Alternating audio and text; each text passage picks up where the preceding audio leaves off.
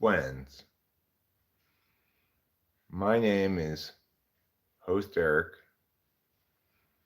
and I'd like to talk to you today about the important topic of cognitive functions, and in particular, the nature of the absolute values that express in the first, third, fifth slot, especially. So, as I was saying to Rachel outside a little while ago,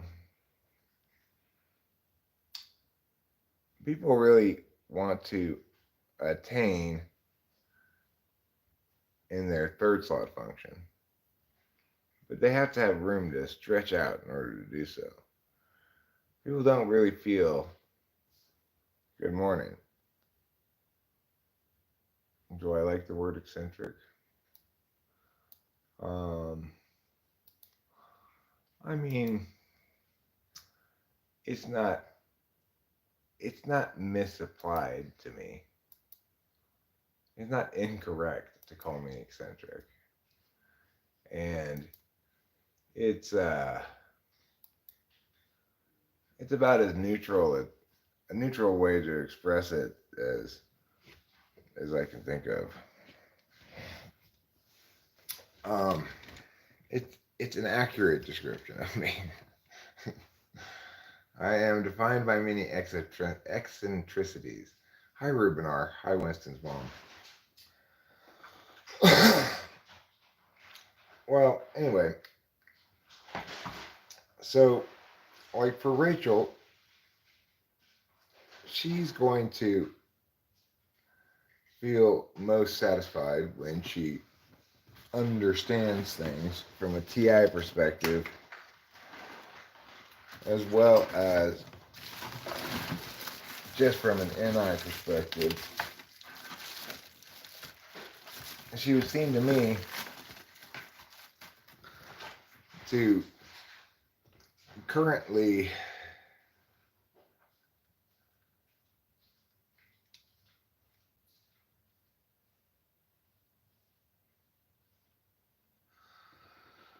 um, I'll address this issue of stupid in a second. So, well, really, I think Rachel represents what an INFJ actualizing looks like, as I represent what an EHP actualizing looks like. And what actualizing means is basically being afforded by your reality and your circumstances um, the room to uh, to do to be you in ways that stretch who you are more, that involve utilizing more of your abilities, growing up somewhat in your third slot, you know. But of course, that's going to happen only if and when you have room to make mistakes safely, most of all, because your third slot function is childish, you know. And so, um, if you don't have room to make mistakes, then you won't uh, you won't grow very much. If you don't have room to make mistakes in your third slot, you a person assumes that their dominant function is going to continue to serve them as it should. They're never worried about, like, I'm never worried about not being able to come up with random bullshit, right? I can always come up with random bullshit, no matter what. So if it's like if if reality's facing me with this situation that makes me go, oh, am I going to be able to come up with enough randomness here? I never worry about it. I never feel like, well, maybe I won't. This is why, like, when I was in high school and I did speech and debate, and I did both of them, my best event was actually impromptu speaking. It wasn't even debate, although I was very good debater too, but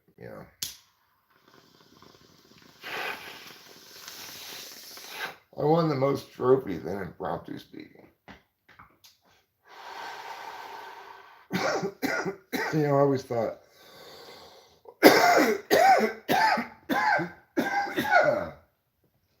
well, how is this even an event? Like, how is this even hard or a challenge at all? You just get up there and talk for a few minutes about something, and they just give you a topic, and you just go up there and start talking about it. How easy a thing could it possibly be? But a lot of everybody else, pretty much.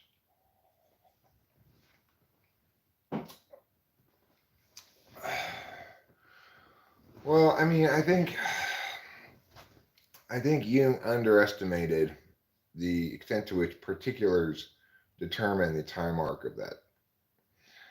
Um, a person cannot grow up into the next stage of life unless they're afforded sufficient ontological room to grow. No plant can grow into twice its size if it's in a little box, and and the same is true of human beings. So I've gotten to witness the difference between Corey and Rachel, and Rachel is somebody who's coming into a fourth year of a sane of an ontologically more or less ontologically safe comparatively ontologically safe situation. When she was with me, she once she got with me after the beginning, like weird transitional rough stuff that happens when you're bringing in a lot of old narratives from previous relationships and you don't know each other. Well, I mean, one could certainly make the argument that Corey's an ENFJ, except I've known him for a long time, and his display the last time we saw him was not what I would call his normal display. He's hard to read right now because he's been so damaged, and he's been under ontological assault for such a long time, relentlessly so, that it's it messed with his affect some the last time he come up here, and but even then, I remember observing him engage with the chat some. He seemed to ask a lot of questions and not say a whole lot of stuff. He seemed like an INFJ in that capacity. But regardless, for me, I think Rachel and I being with each other helps helps us both attain more completely on our third slot function level. Like Rachel's exposed to a lot of instrumental TI. It's how I go about doing everything, right? Is TIing it, checking for consistency and such. And I'm extremely fair. Like,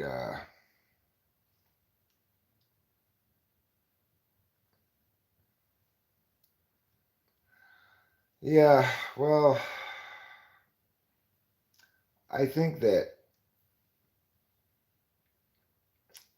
Corey would normally be aware of that more too, possibly, but you know, he was free to be himself and not be criticized for it for the first time in a long time, probably.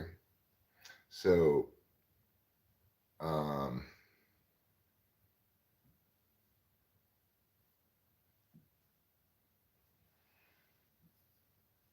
yeah, Rachel and I have discussed that too, like what was going on there.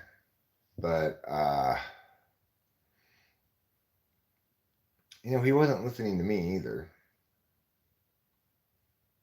I'm more assertive, less difficult to interrupt.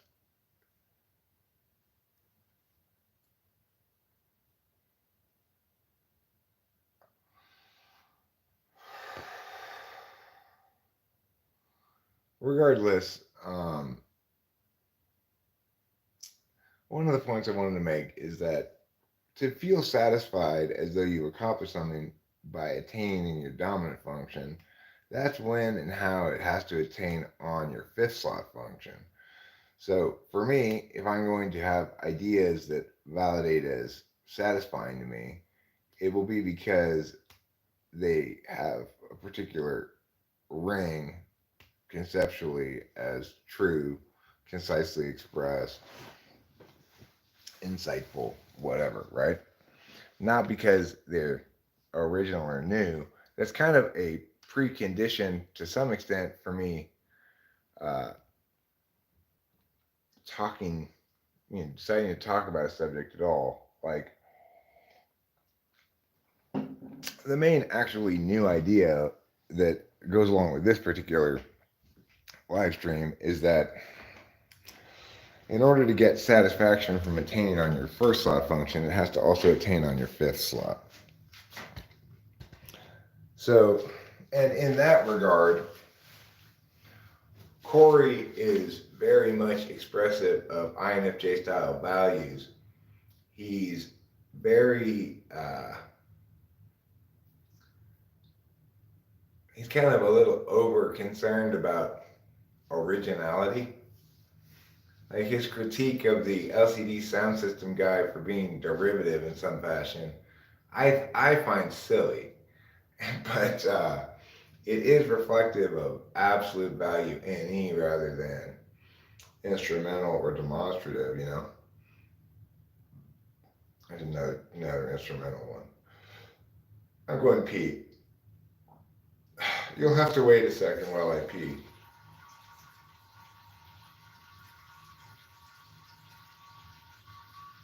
Can you hear the tinkles?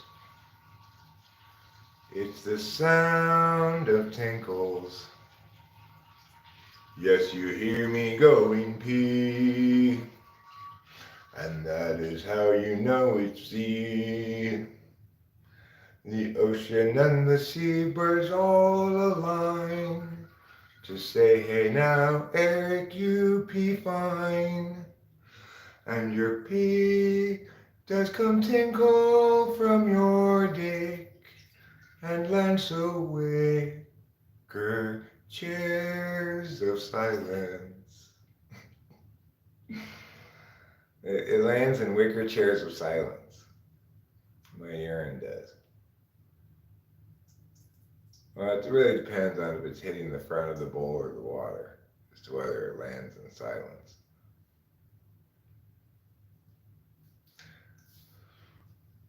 Um, and I would suspect that a person is most fully satisfied when they're attaining, they have the room circumstantially, the relationships that are ontologically supportive, etc., such that they can even succeed on the metrics of their seventh slot function, although they'll probably never really consciously understand very well what that means. Like for us, we're very happy to be here in this very well TE'd house. I think it matters a lot actually to both of us, but ultimately that Rachel will take more satisfaction in it than I will. But being in a place where the TE has been done by a good TE person and is all set up to be just utilized by you, well, that helps me to avoid my critical parent critically parentaling me, which just gives me more room as a human being to, be happy or I don't know, not Not hate yourself. I know, it sounds ridiculous. Wait a second, Eric. Not hate yourself? Is that a choice? Well, it's not really a choice, but it is an option.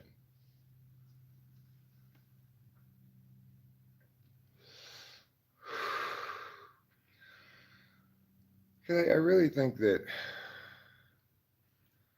your significant choices in life boil down to two kinds of choices. Choices linked to results, and choices linked to character.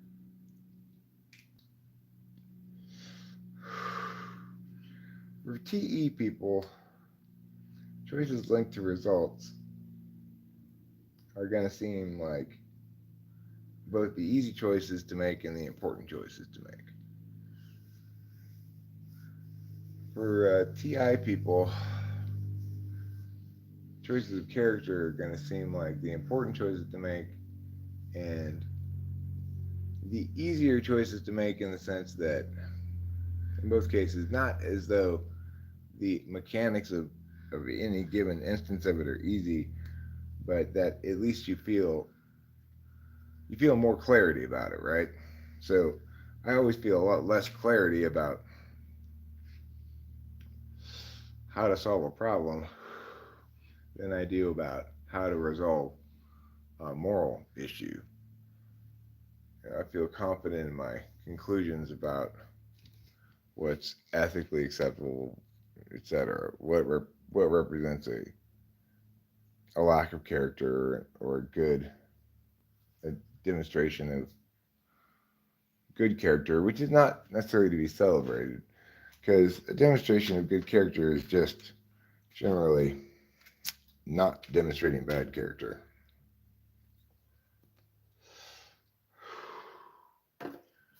So, it's kind of like being in a relationship with a BPD person.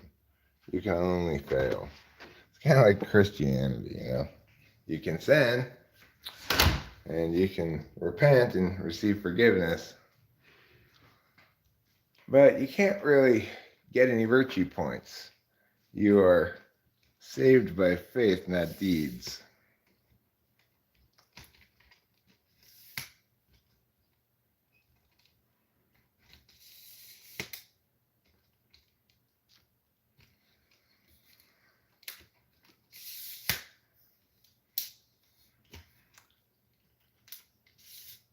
I'd like to talk now about history's fussiest SI person. It was the princess who wouldn't sleep if there was a pea under her pillow. No matter how many pillows she put on top of the pea, she still wouldn't sleep. And the thing to remember is it wasn't PEE. If it was PEE, Cracker Barrel, a barrel full of white people stuff.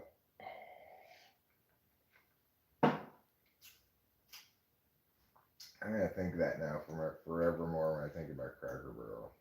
Imagine it like pouring out, jars of mayonnaise, Bermuda shorts, fanny packs.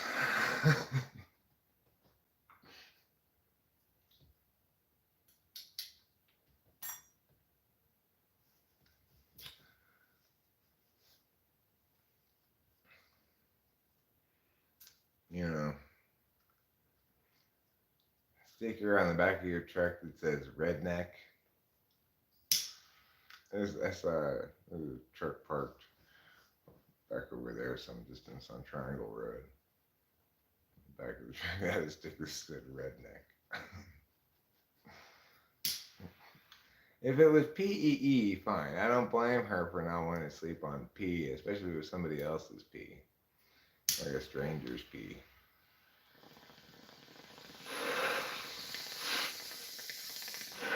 I don't want to sleep on a stranger's pee.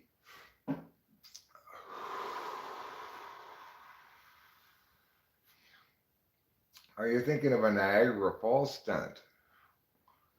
Yeah. And you picture like the Niagara Falls stunt happening around like 1895 or whatever. And two like 1895 black ladies in like maids outfits standing over on the side going, there go another Cracker Barrel.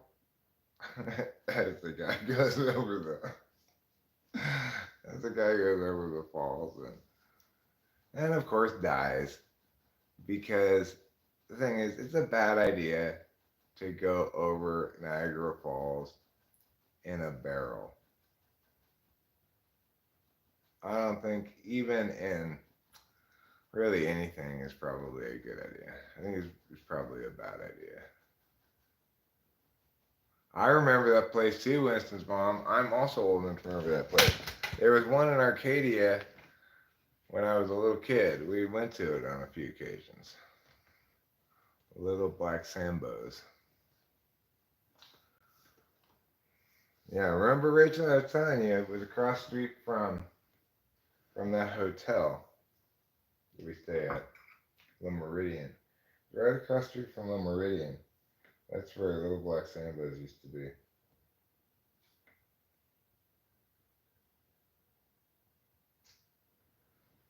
And I think the point of it was that it had the delicious flavor of plantation living.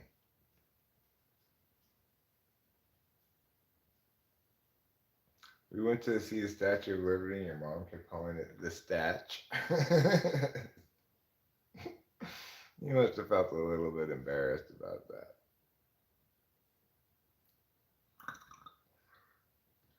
Well, can we not call it the Statch, please?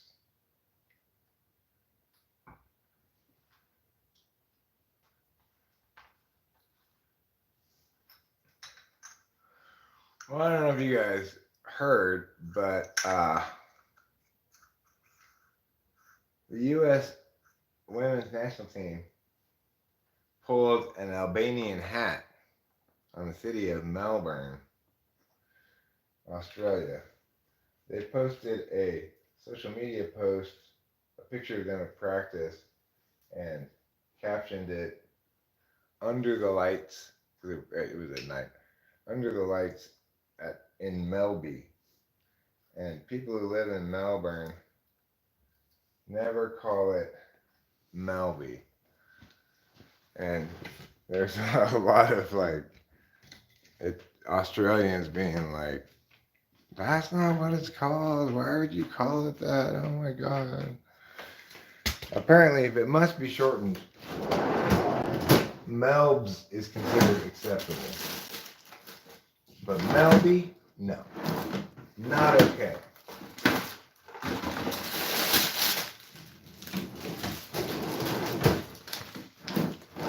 So yeah, that was their Albanian hat moment. I'm sorry, I need to.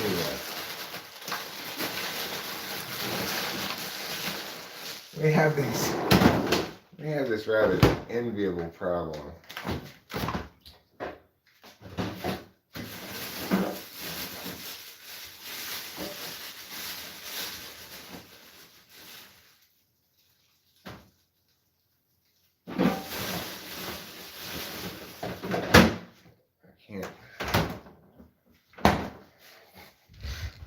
Fit all of the weed in the freezer.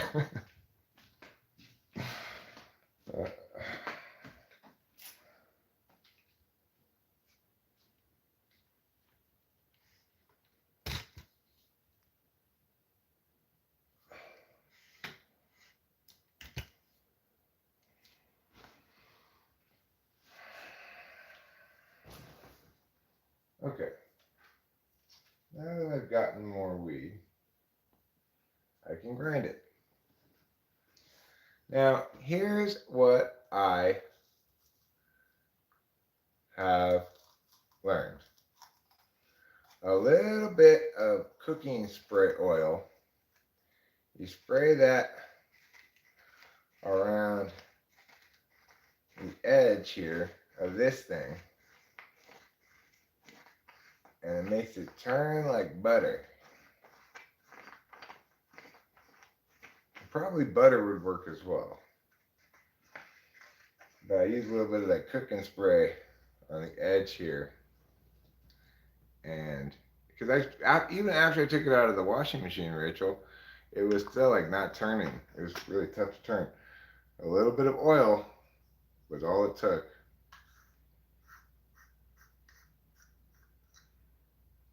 Pasteurized processed cheese food substitute is non-ideal.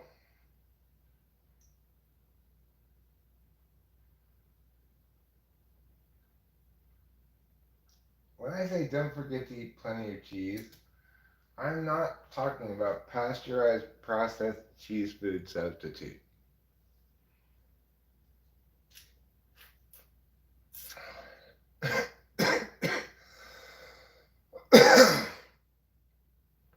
Oh, you didn't run it?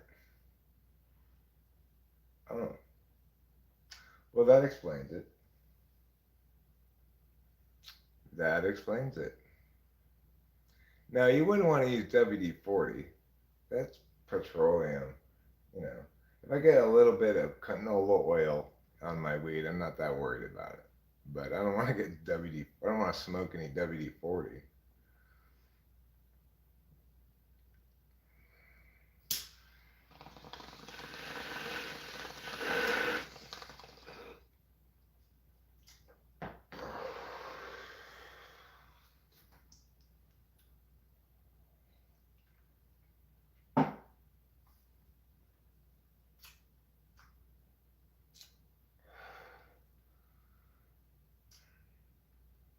I'd like to get some cleaning done today.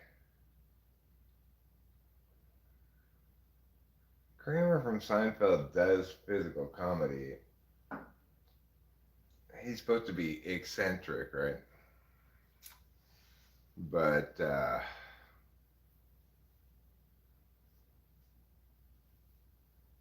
he's very much a caricature of a human being.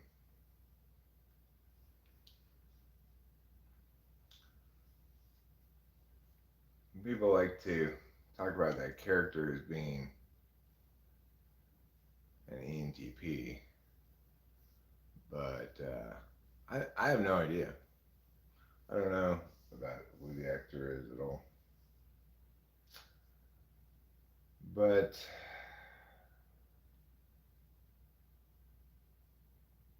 I do know that there are a number of things I would like to do today. But I mean, it's such a caricature of intuition. Yes, I walk into things sometimes, so does Rachel, but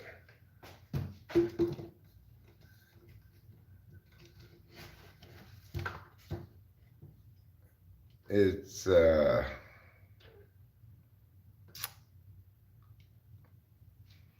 like the other thing is, like in that show, all of Kramer's ideas are really like ESFP ideas, right?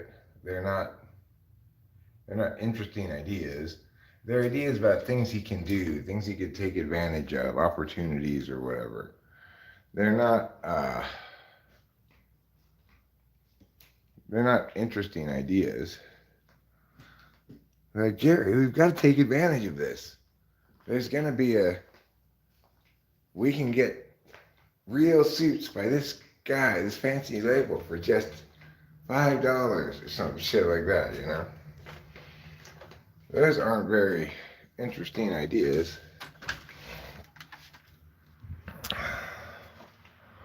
They aren't really ideas, you know? They're like, I noticed something in the world.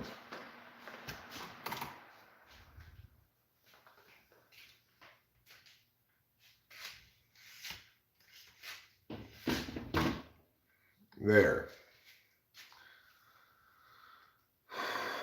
Now you're even taller than I am. How does it feel to be taller than me? Half-baked possibilities? I mean, the thing is, things I remember are things like him getting burned and wanting to sue somebody, but then putting ointment on it, like him always wanting to eat Jerry's food, him having some sort of thing like, oh, I don't need to have water on in my apartment. I'm gonna just use your water or something like that, you know? Like, how are those interesting ideas at all?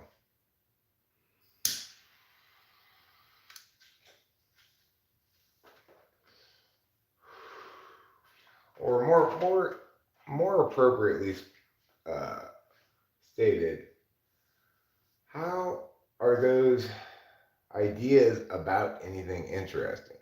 EHBs don't necessarily have interesting ideas, but they do probably have ideas about things that are interesting. And not have a lot of ideas about things that are very sensory, you know?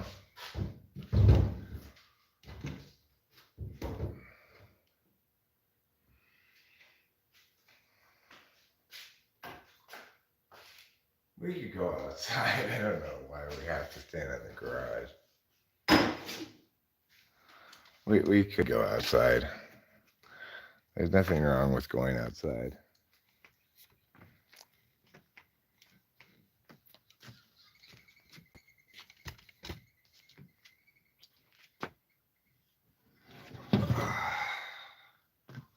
I'm a little worried about this deck sinking, settling, but it seems to be stable enough, just kind of tilty.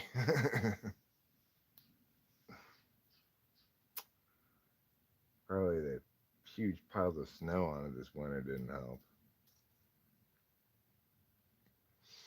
I'm guessing. Well, you know, you know what they say. Whatevs, schmutevs.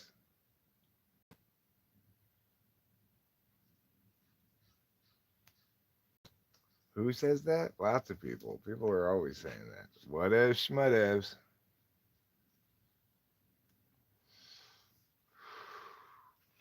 It's one of the most commonly stated expressions in all of English.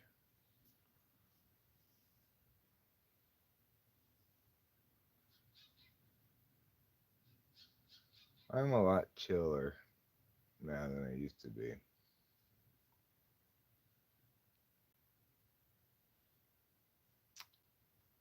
It's like I got over being mad at the pharmacist pretty quickly.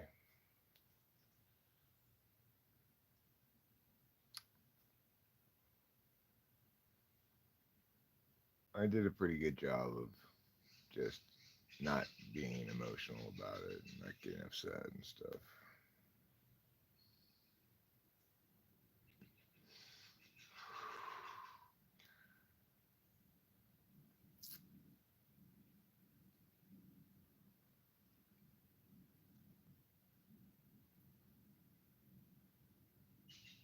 It's a lot better FE when I'm not being angry.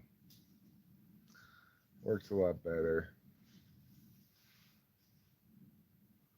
I don't feel like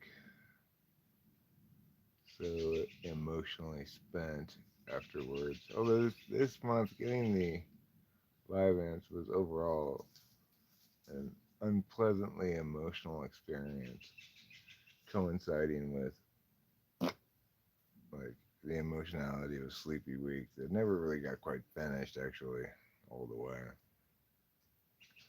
When I go back inside, I'll be able to read your thing. But I grab my glasses too, so when I go around, I'll be able to read them on the phone as well.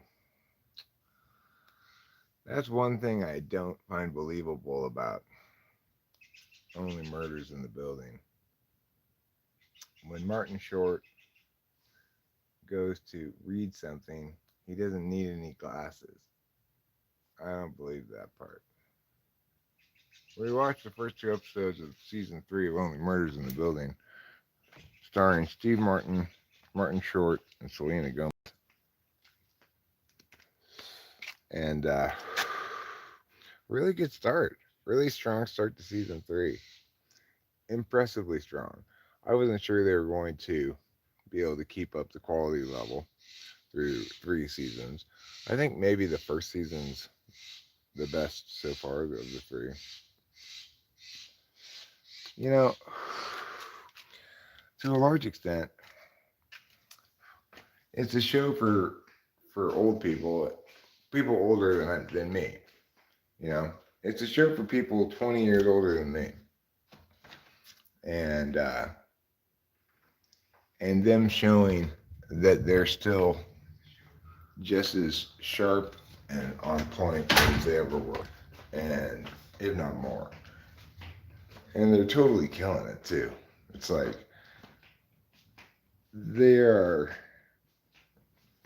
setting the standard for what people in their 70s can do in terms of still staying relevant and everything.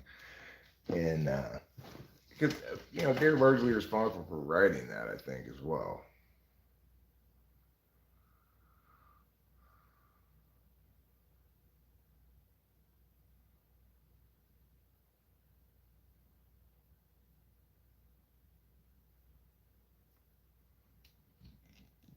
For ESFPs described as chaos monkeys. They're not all chaos monkeys at all. That's a little bit reductive, I think. I think there are plenty of good ESFPs out there who are wonderful people, and you know, when ESFP and ENTP gang team up, it's gangbusters. But it's just not a lot of situations in which that's gonna happen. Yeah, you should definitely check it out. Only Murders in the Building is remarkably good. It's remarkably good. And it's remarkably good considering it's really about mostly about people in their 70s. It's got a diverse cast of different ages and everybody, but um, it's written by people in their 70s, and mostly, I suspect it's mostly written by Steve Martin and Martin Short, because it has so much of their kinds of humor in it. And it's so intelligent and so well done. And it's about like it makes intergenerational jokes that don't particularly ring true with me because I'm not in my 70s, I'm in my early 50s. But but they still hit, by and large the jokes all hit. Martin Short and Steve Martin are just, they love working together. You can just see how much they love working together. Rob Schneider is like the deformed abortion of Martin Short.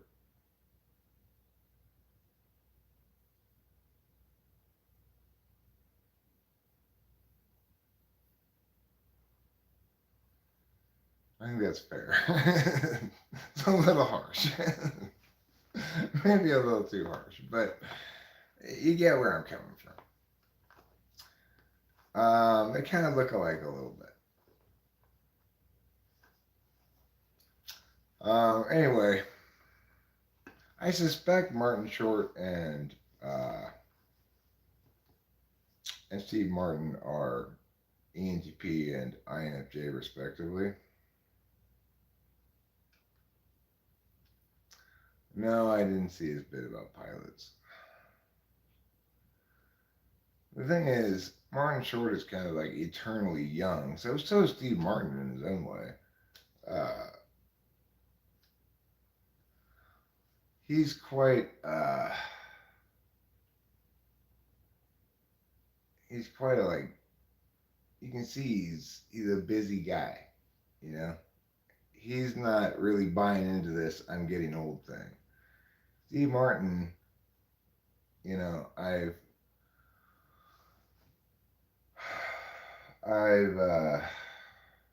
I read him saying things like this is basically the last thing he's gonna do, but I think he's underestimating how much life he's got left in him still.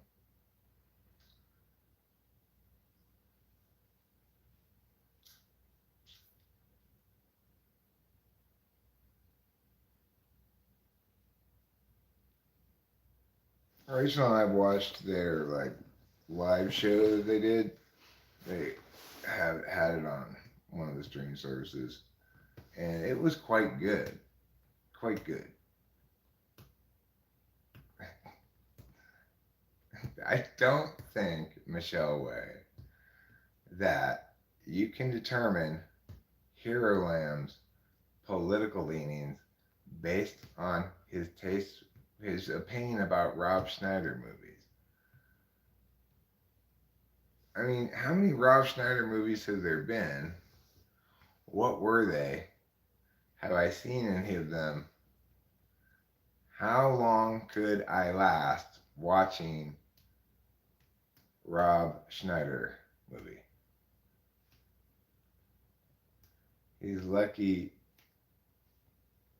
to have Adam Sandler as a friend. Oh, they're best friends.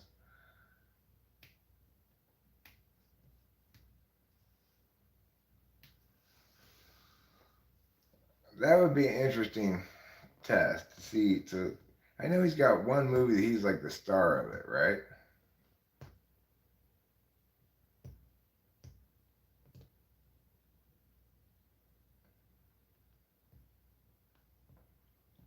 I mean, I don't know anything about the guy, but I know he was in one terrible movie that he was the star of, at least. And I guess I could look it up. It's not that difficult. Deuce Bigelow. It sounds terrible. Deuce Bigelow, Male Gigolo. I remember now. I remember that title. Was it as terrible as it sounds?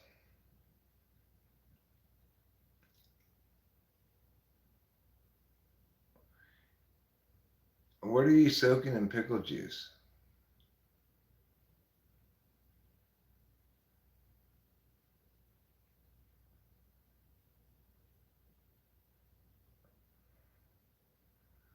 What does that mean? IRC? What does it say?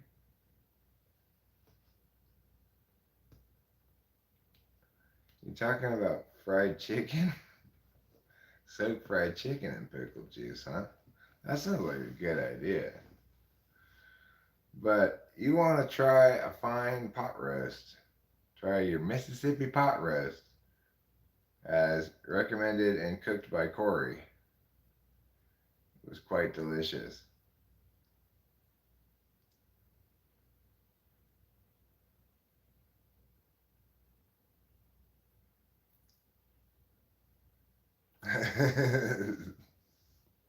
I'm 15. I should find this funny. Well, how long do you think I'd be able to tolerate watching it for, Rachel? Do you think I'd be able to last 15 minutes? Or would I just immediately go, no?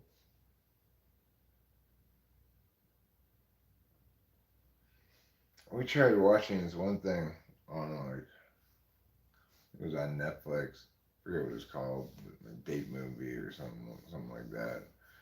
And I lasted like 30 seconds. I could just tell immediately, just, oh my God, no.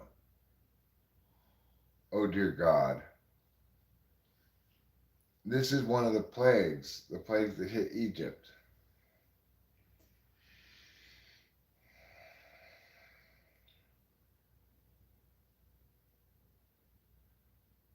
I don't think I want to try that out, Rachel.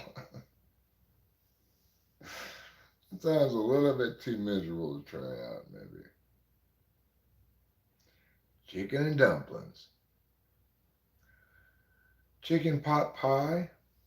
Well, yeah, I mean, you can't go wrong with chicken pot pie.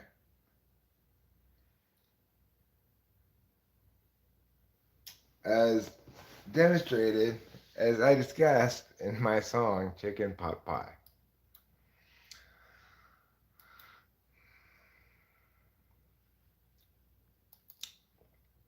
If you've not heard my song Chicken Pot Pie, well, then you're in for a real treat.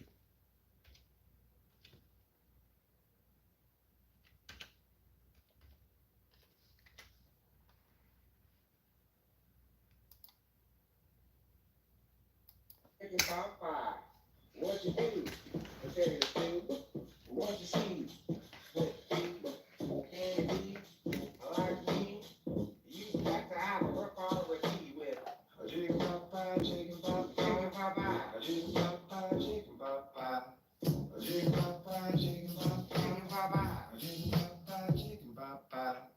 It's your pie, it's your pie. It's important to eat chicken pot pie. Did you want to go downtown and have a hot dog inside a clown's outfit? Like a clown eats hot dogs while at work.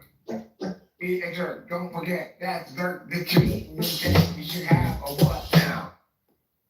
Chicken pot pie, chicken pot pie. If you don't want to become alive, chicken pot pie, keep alive that time. You're not a chicken pot pie, you're a frying kind of guy. Chicken pot pie. A chicken pot pie, chicken pot pie, chicken pot pie, a chicken pot pie, chicken pot pie, a chicken pot pie, chicken pot pie. Why is it so poorly mixed? You can really hear how poorly mixed it is with the good speakers on. What a terrible job of mixing I did. Well, you know, it's like, what a crapshoot my songs are in terms of production value. I tell you what's got a really good production value is, what's it called? Destruction of the Whole Damn World. It's got a good production value to it. You were conceived a chicken pot pie.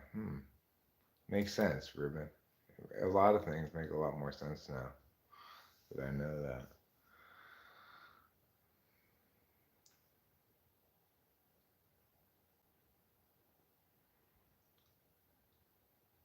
It's no lie. It's no lie. It's important to eat chicken pot pie. That's the message of that song. That's the moral of that story. And it is true that I wasn't lying at the time, but I might have been wrong. Whisper Shout, I agree, is probably one of my more NI successful songs.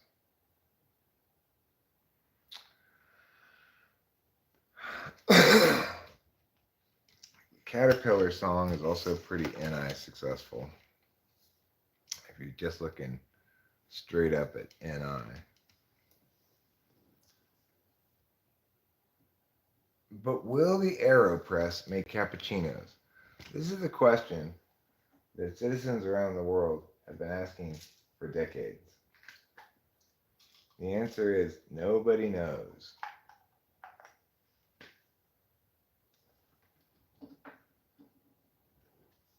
Nobody knows but Gary.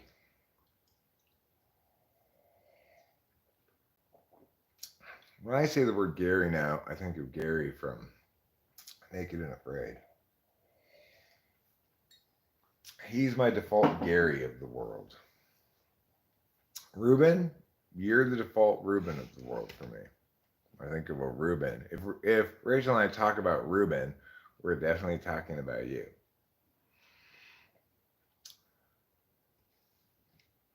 Gregory in Disguise. Well, it's a good video, and it's a good song.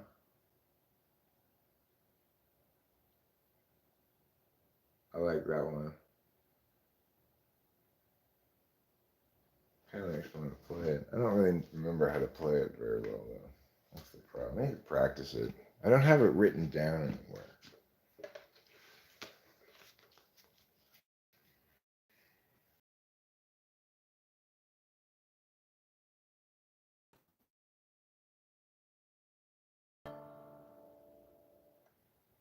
What? Internet problems? We're having internet problems all of a sudden? Oh no. How sad for us.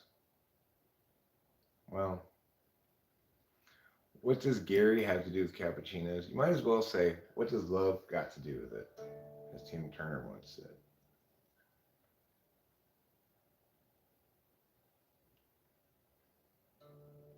Here's Gregory in disguise, hands in his pockets. Now he's walking down the drive, averts his eyes. He doesn't want you guys to realize that he's Gregory in disguise, hands in his pockets. Now he's walking down the drive, averts his eyes. He doesn't want you guys to realize that he's Gregory in disguise. He hates the lies, wants to invent the men, always telling them. And every time he tries, but every time he tries, they only hide. But every time he tries, they only run and hide. Again he is denied the chance to yell at them. But now he's Gregory in disguise, hands in his pockets. Now he's walking down the drive, averts his eyes. He doesn't want you guys to realize that he's Gregory in disguise, hands in his pockets. Now he's walking down the drive, averts his eyes. He doesn't want you guys to realize that he's Gregory in disguise. He hates the lies, wants to confront the men, always telling them. But every time he tries, they only run and hide. Again he is denied the chance to yell at them until the bridge brings a new approach. Sneakily he'll try to encroach upon the guilty, then perhaps he'll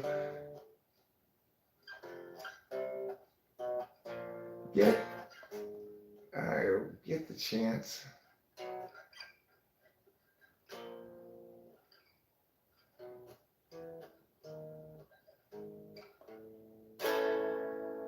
to yell at them. Can't quite remember the end of the bridge. Well, it's hard to remember things. What am I, some kind of remembering machine?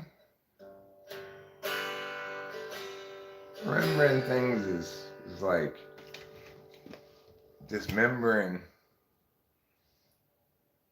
slings. Remembering things is like dismembering slings. You might call me a rambling man, but I do a lot of harm and I kick in cans. But it won't do an answer good to call me names. My daddy wasn't Willie Woodrow. I wasn't born and raised in no ghetto, just a white boy looking for a place to do my thing. Well, I'm gonna find me a wealthy woman in a line of work that don't take no diploma, but I ain't got much to lose and lost the game. I got me a good time fella, but I ain't no black and I ain't no yellow, just a white boy looking for a place to do my thing.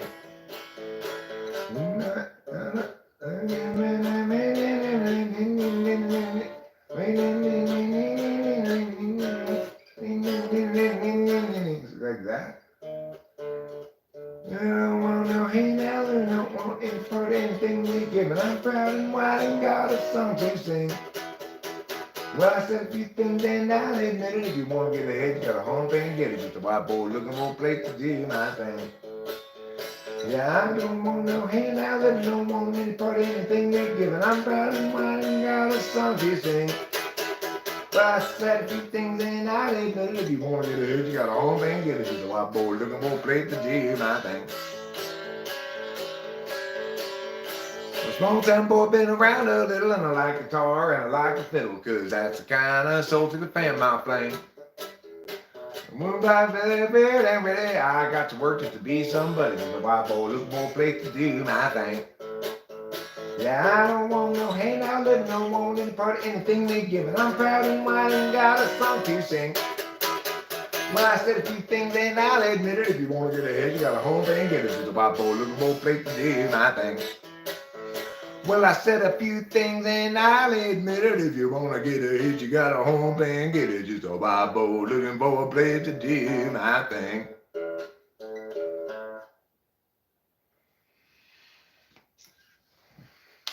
Plug it in. Okay, I could do that. I could plug in Il Guitarro, as it's sometimes known in Spain, where they serenade the ladies with their Latin love songs. Like Mi Amore and Ooh La La. There are a couple of famous Spanish love songs you may or may not be familiar with.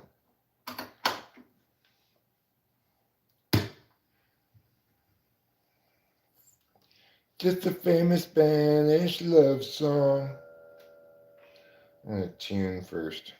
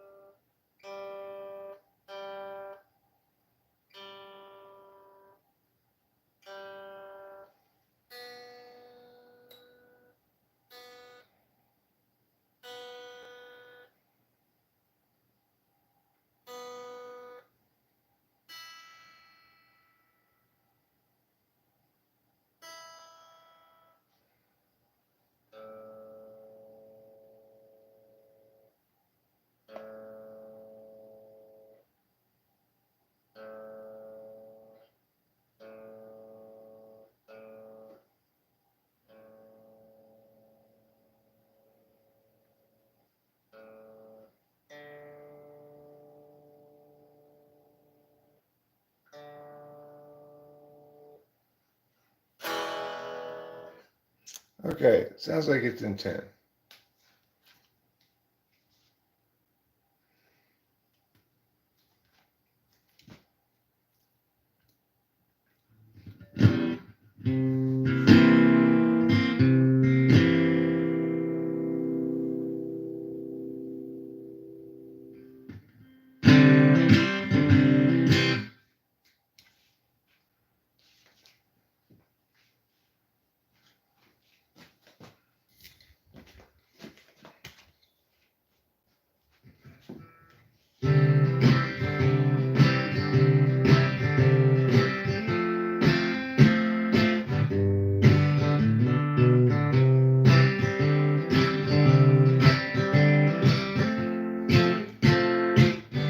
El Nino, my ass. Call the storms. Where is the rain? Count, I drizzle more when I be in the sink. Just right, I catch all of the undesired splatter. When I'm done, I'll go outside and climb a ladder. I would go up there and take me a bucket and go water inside. And I'll say, hey, Mr. Cloud, drop it from the bottom. Hey, Mr. Cloud, won't you drop it from the bottom? Hey, Mr. Cloud, drop it from the bottom on me.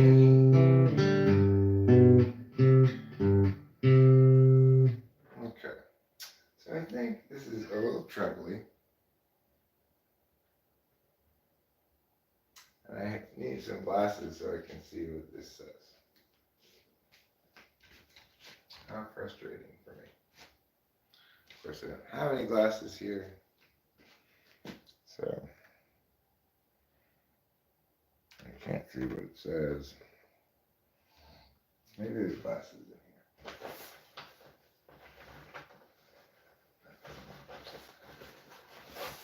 here. I've needed to get glasses for a while. I'll be right back.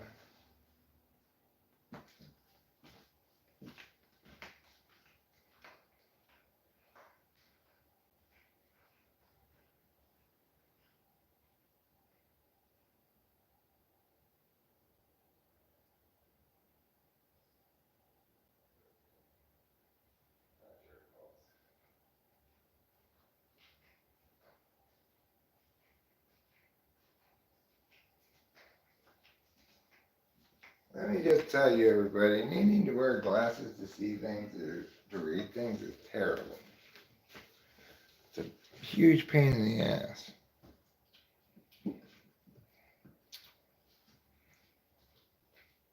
That should not have been up in the first place. Try all of these things flat, first of all. That's better. Okay. What are my thoughts on metal music or progressive music inspired by classical tunes? I mean, I don't know. I'd have to hear a specific example of it. Conceptually, I don't think much of the concept really, but I know in general I don't like progressive music. It's too pointlessly complicated. All right, Ruben, I read your thing. Gerald has a thought. Gerald has a lot. Gerald has a lot. Get the margarine tater tots. He's got a good idea for an ancient business. Thinking now about what to call Christmas. When they hire his firm to change that name. Gerald always thought there becomes enough to return to the work of after rough. Get back to it eventually.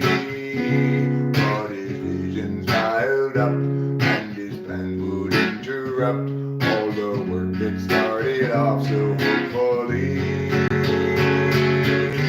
Now his mind is back on his business. Make a change in fact list to business. Oh, how all the people will shout his name. And Gerald knows he understands everything that's here now. He won't provide explanation, providing the why or the how. He'll see you and know you from inside your heart. Exciting, delighting, Gerald plays his part. And Gerald still knew there's too much to do. And he dropped the time in the interview. Too much to do, but so where now and what? Or too much time spent picking this skill with you. Gerald has a thought. Gerald has a lot. Gerald has a plot to get to Marjorie's tasty spots. He's got a good idea for a name change of business. Think of changing fact list to this list. Oh, how all the people will shout his name. Gerald has a thought. Well, I messed up and played the wrong chord at one spot. So that was kind of bad.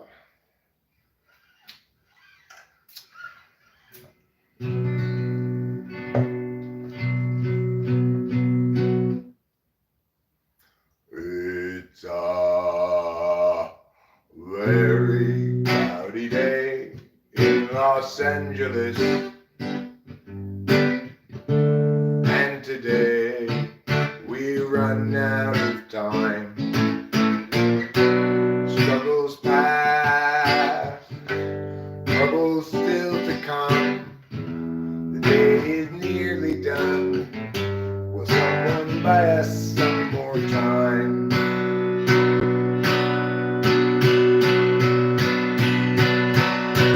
Cloudy day in Los Angeles, cloudy day in LA. I know sort of evangelist, but I have something to say. Life can strangely be forgiving to those who stay awake all night. And mostly voices CA to give in. They'll try to sap your will to fight. But whether I'm supposed to be here, just be soon forgotten, is sort of based on what I see here and there. Well, what I avoid. It's a very cloudy day in Los Angeles. And today we run out of time. Struggles past, troubles still to come. The day is nearly done. Will someone buy us some more time?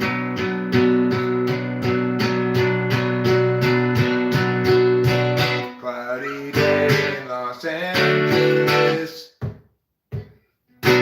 cloudy day in LA.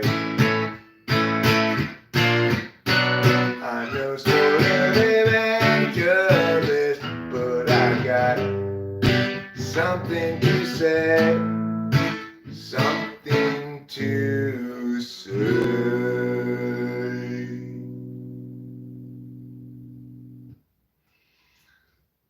Well, thanks there, Death and Taxes. Appreciate it. How kind of you. I like the sound of this guitar through this little amp just fine. It does have potentially like another channel. It makes it sound like distortion, a little bit. Let's see.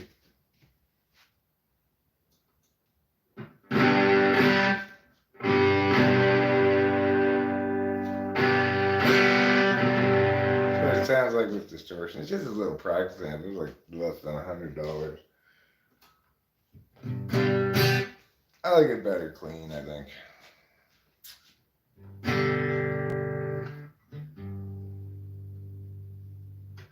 When I was younger, it seemed that everything gleamed. Thanks, Ruben.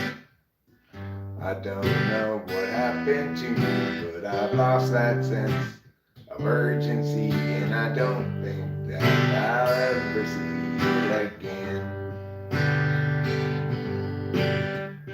If you follow my lead, you'll discover I'm loster than you, and you'll want to know the way to get back out to wherever it was that you knew. And tomorrow will be just like today. I'll be lost then too.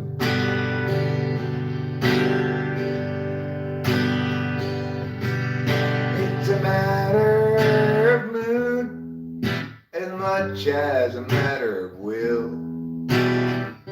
And the things I do and the direction I point to still seem a part of me, though departedly. And I wonder if I'll ever see them again. Bum-ba-dee-dee-ba-dee-da-da-da, bum-ba-dee-dee-dee-dee-doo. Bum-ba-dee-da-ba-dee-da-dee-da, bum-ba-dee-da-ba-ba-ba.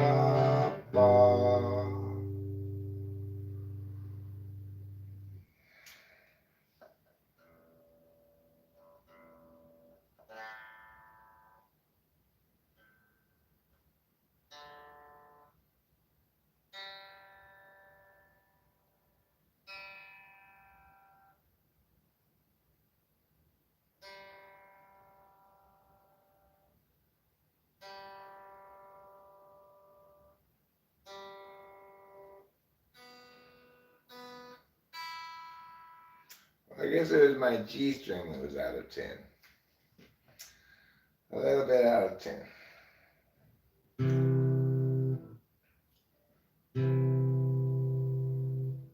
Every life lived reaches the time when the road splits in two.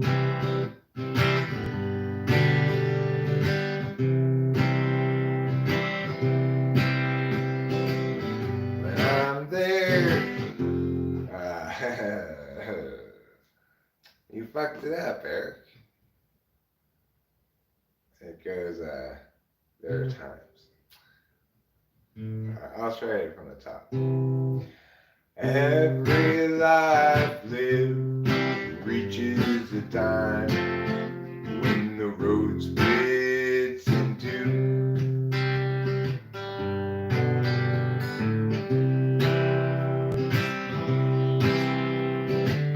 Yeah, there are times, hard times, times of despair, times when it's hard to feel good. That's when I look for my sack full of solvency and that satchel of helpful goods. Satchel of helpful goods. Satchel of helpful goods. Satchel of helpful goods. Every life lived reaches a time when the road comes to an end.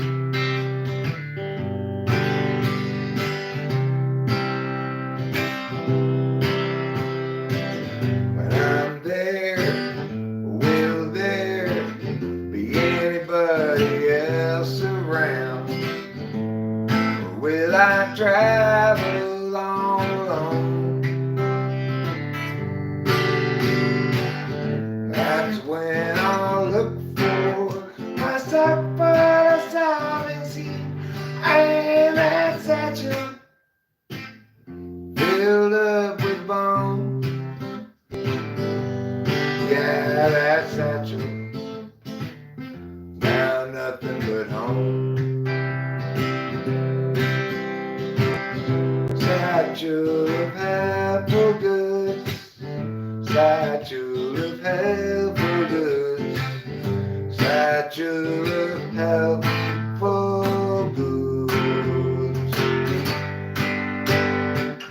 A satchel of helpful goods. Satchel of helpful goods. Satchel of helpful goods.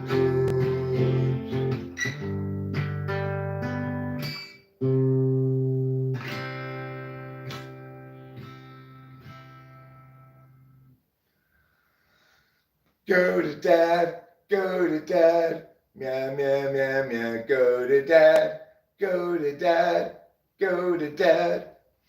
Now, Corey and Rachel's dad are not the same type at all, for sure. Rachel's dad is super FI.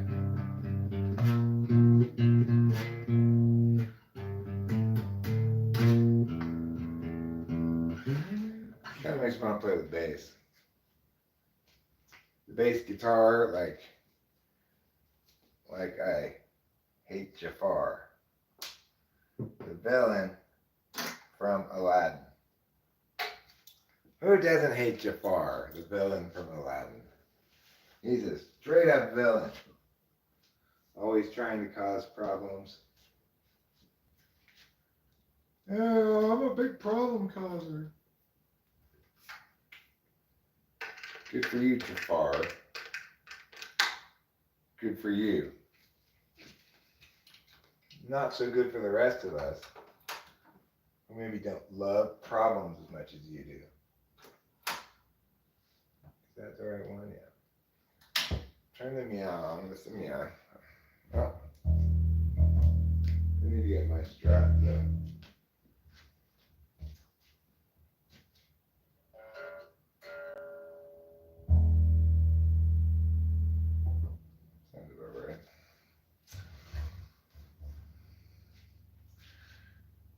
Come on, give me my strap now. Girls, give me my strap now. Go, strap, strap, strap.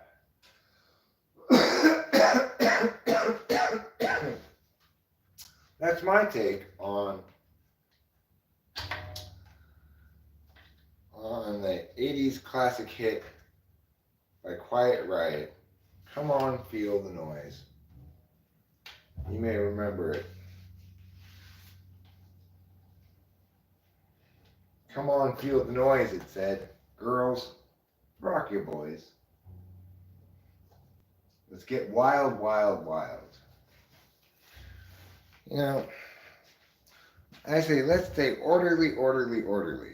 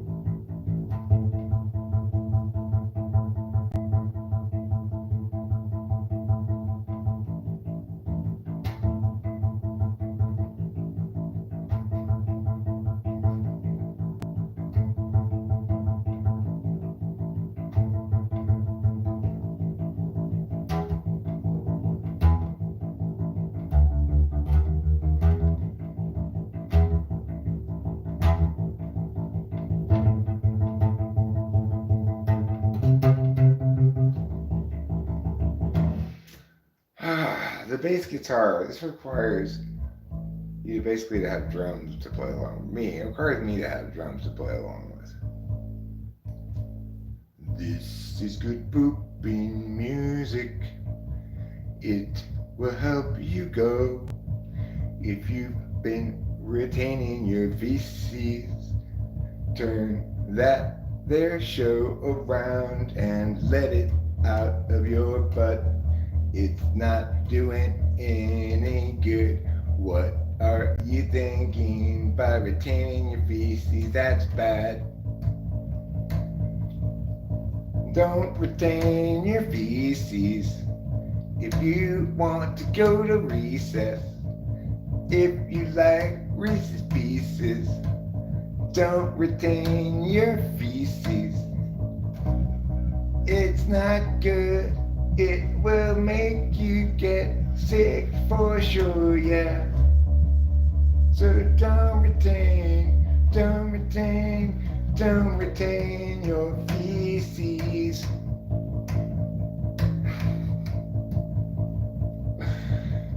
Neither should you retain your semen. Why would you be so lame as to retain your semen? How could you ever think that's a good idea? Do you also drink your pee? 'Cause that's about as smart.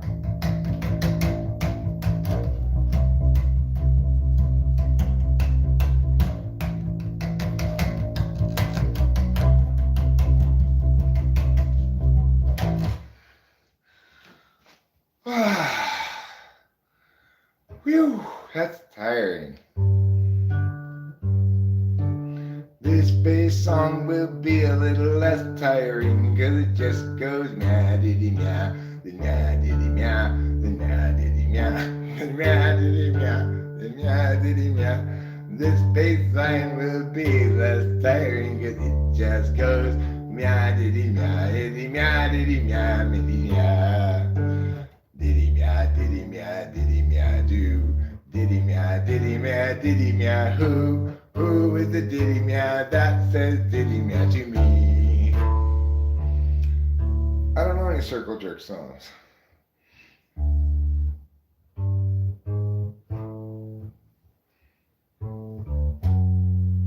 We like to stand around and jack each other off.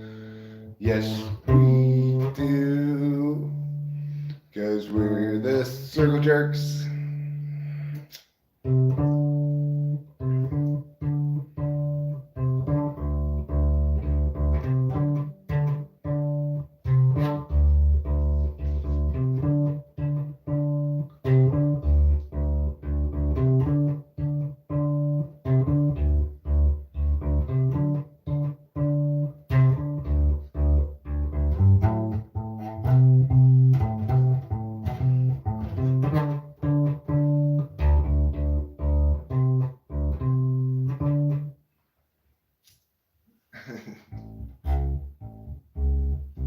Doesn't this bass sound good?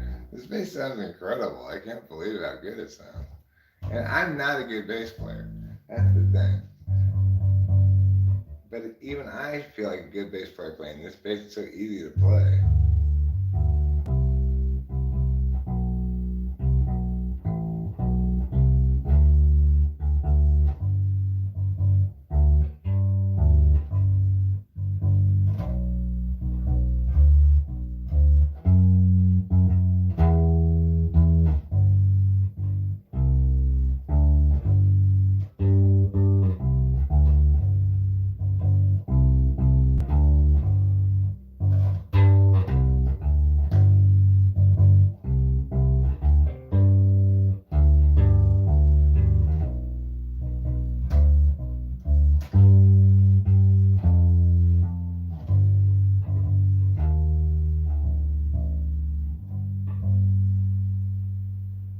What a nice bass. What a wonderful thing this is to have. I feel so fortunate. I've lived my life with no instruments, you know.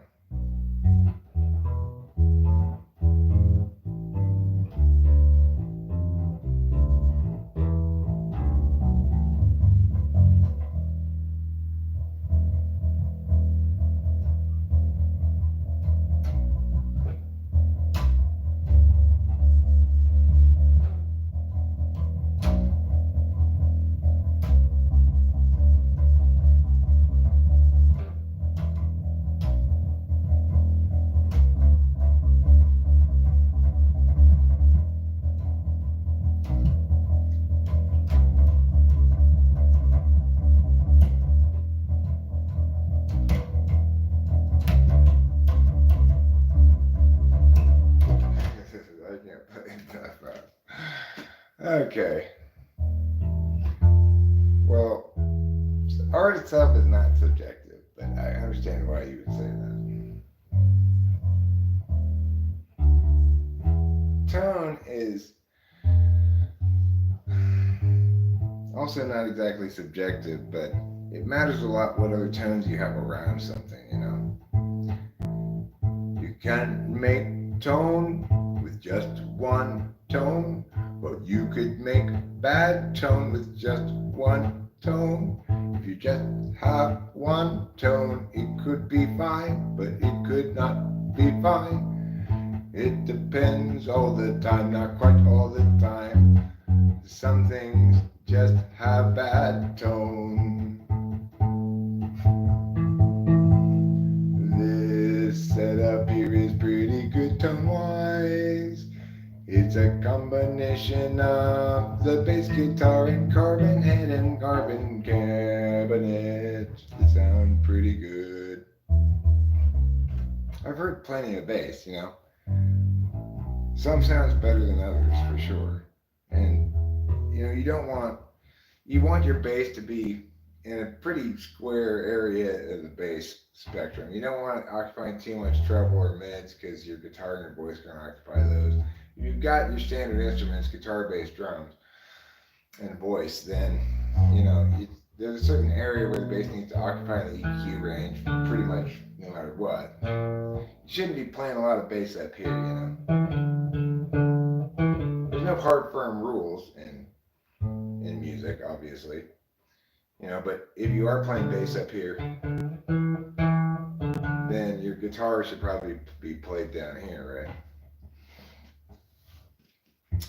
Anyway,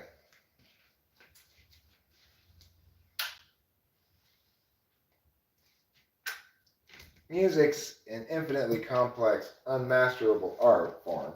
I mean, you can master it for a track or two. You could be Johnny, master it for almost a whole album or whatever, but you can never assume that because the last shit you made was fantastic, the next shit you make will be good. That's been disproved by history many, many times. Life is tiring, but I'm hard at it. Hi, Bozo the Clown. You're hard at it, huh?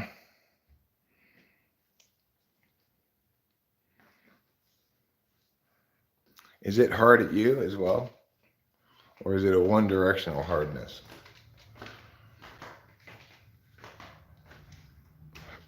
Are you cold as ice? Do tell. Are you cold as ice? Are you hard as a rock? Ruben, I want to thank you for that $1.99 you tucked in my waistband.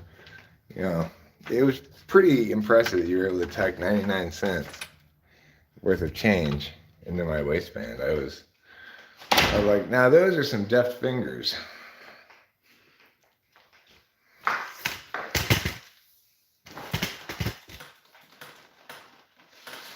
A lot of people don't think you could tuck 99 cents into a man's waistband while he's singing a song. But you're not Ruben.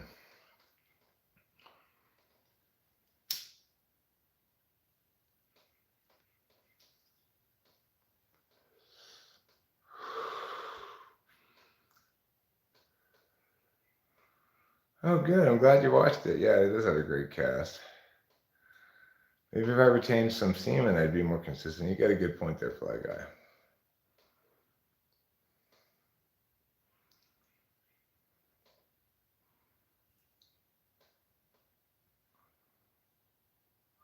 Life is tiring, but I'm hard at it is better than life is hard, but I'm tiring at it. That was the trick, huh? Because, by the time I was done singing, they had all moved around so that all the 99 cents were evenly dispersed around my entire waistband. So I thought you had tucked them that way. You probably folded it so that it wouldn't unroll that way, unfurl. Unfurl all the way across my waist. I felt like I was the queen of the dollar dance.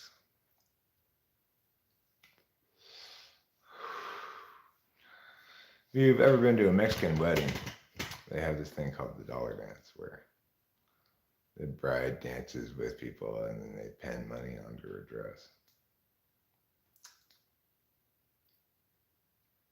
You might call it a little tacky. But different cultures have different strokes for different cultures. Yeah. Now, if only we had a 99-cent store here. And I would take those 99 cents and rush right out and buy one thing. I could buy a pencil. I could buy who knows what. Now I look like a real ENTP because I have my glasses on.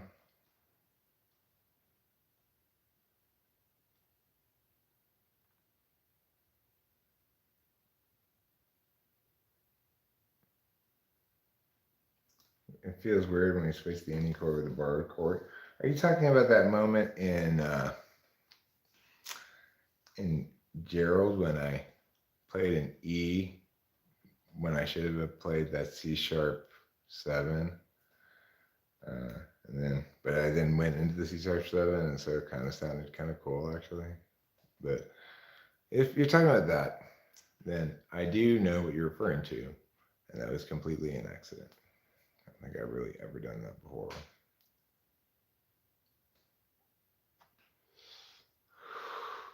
I mess up kind of a lot, which isn't really ideal for like playing music. If you want to be good and like play well, then you gotta remember all the words and the chords and everything. So, I'm usually a little more solid when I have the lyrics and comps in front of me. But I don't even have all of my songs written down. I want to learn how to play again 100,000 million years ago. I listened to that not that long ago, and it was a good track. Or good, whatever you want to call it. It was like a mix. It was unlisted, I think. An unlisted mix that didn't ever get finalized for some reason.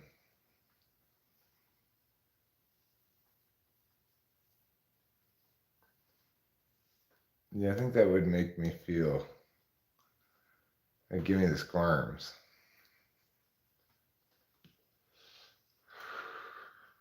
But I'll try it. I'll give it a shot and see how it feels.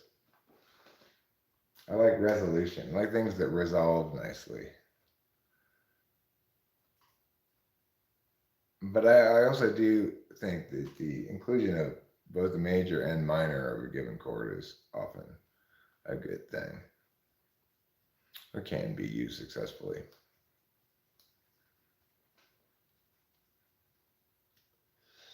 Paul McCartney does that a lot. No, not that one, Winston Small. No, take that away. That's not a good song. It's not listed. You won't be able to find it unless you go back in and look in the unlisted ones.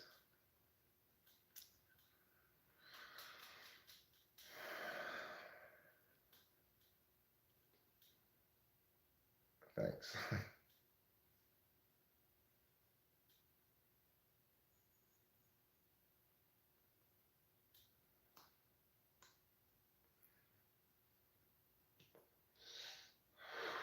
I'll find it and put a link up.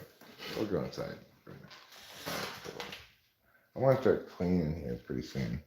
Or doing something productive. I've got a variety of things I need to do. It's not like I'm feeling super motivatado, which is Spanish for motivated, but I am feeling more motivated than, say, asleep. I'm less motivated than this when I'm asleep. So that's better than nothing.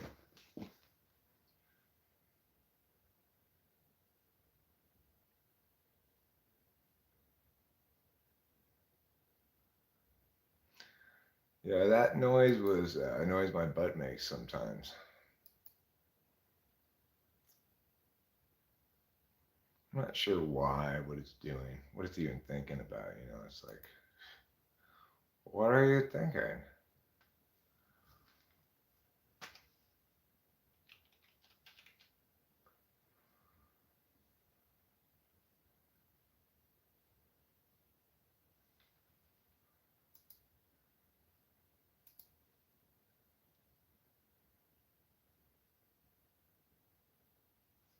Let's see. Jackerton. Why are you recommending that to me? Sounds like a terrible thing. Unchangingly true, eternally new.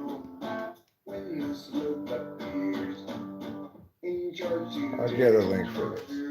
Options at large show other ways to chance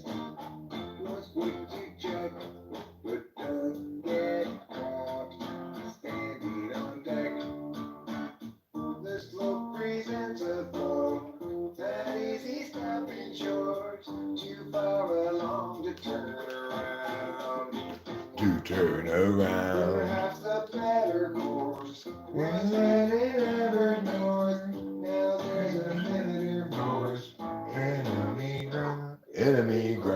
1,000,000 years ago, time ran slow. Nobody at the show. Place the size below. Let them go. They will start to grow. 4 years and 2 years smashing through. The holy past coming to view. One game be true. Eternally new. And when the smoke appears. In charge today. In charge today. Large show. Other ways, other ways.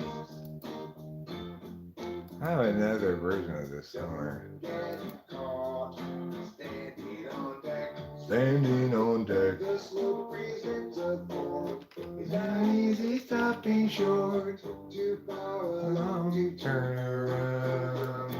To turn around. The better course was headed north. Now there's a better force. Enemy ground.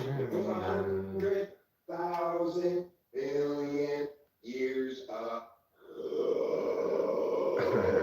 Well, Buzz the Clown, since you paid for it, I will play it again. But you got here just slightly late on the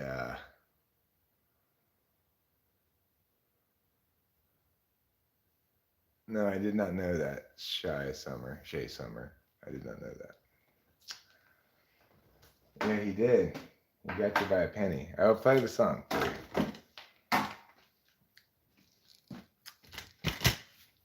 For those of you who are hearing it a second time, well, just goes to show you what $2 will get you.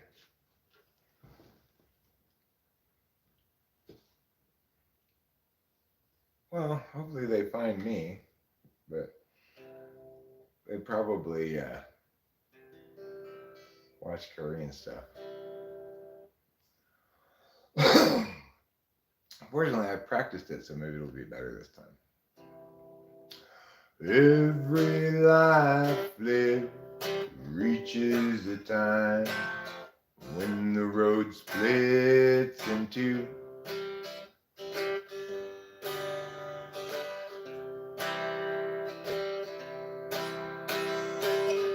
There are times, dark times, times of despair, times when it's hard to feel good. That's when I look for my sack full of solvency and that satchel of helpful goods. Satchel of helpful goods. Satchel of helpful goods. Satchel of helpful goods. Every life lived reaches a time when the road comes to an end.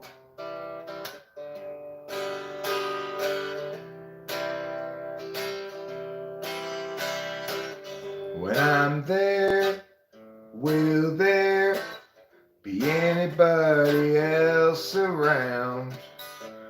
Or will I travel all alone? That's when I look for my sack full of solvency and that satchel. Now nothing but bones. Yeah, that satchel filled with home. Satchel of helpful goods. Satchel of helpful goods. Satchel of helpful goods.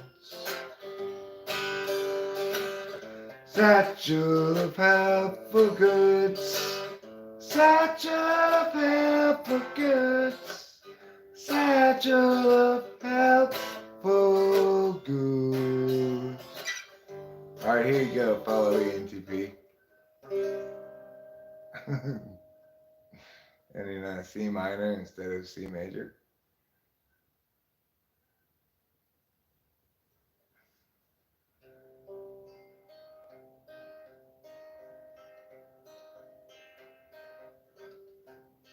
It's a good question there. Okay.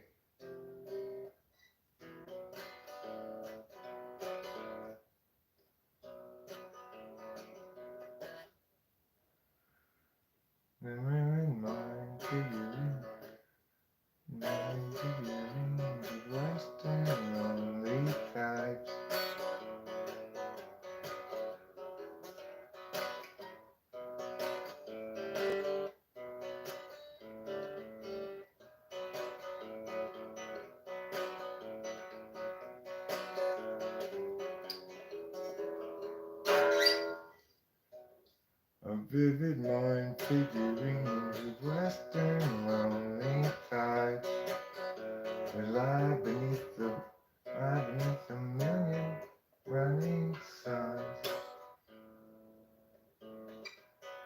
Rugged and they done with.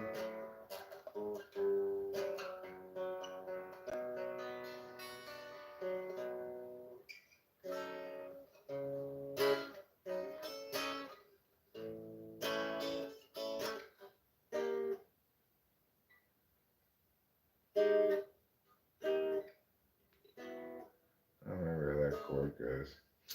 I have to figure out how to play that song again. It's a good song. I should know how to play it. But I don't, 'cause I'm a lame-o, that's for sure. A big fat lame-o, and that's my cure.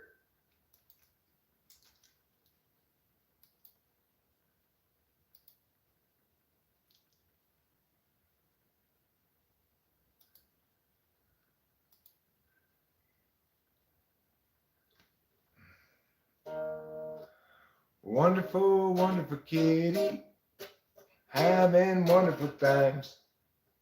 Always cleaning yourself, making sure you got clean lines.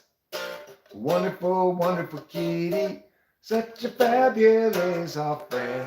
And now it's wonderful kitty petting time again. Don't let me pet you, don't walk away. It's petting time, and wonderful, wonderful kitty, having wonderful times. Always cleaning yourself, making sure you got clean lines. But your wonderful kitty is a fabulousness I've never encountered before. And out of that, I want to pet my kitty some more. Just let me pet you, don't walk away. It's petting time, hooray!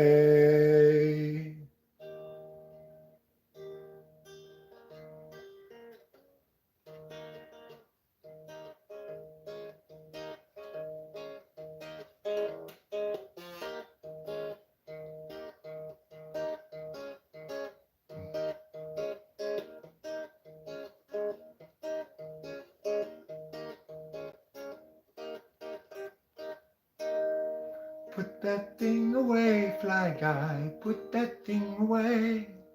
It's not appropriate kind of thing for which you should be playing out in public. Won't you put that thing away? I wonder what we're talking about. It's the same answer as the Family Feud category. Things that often change size.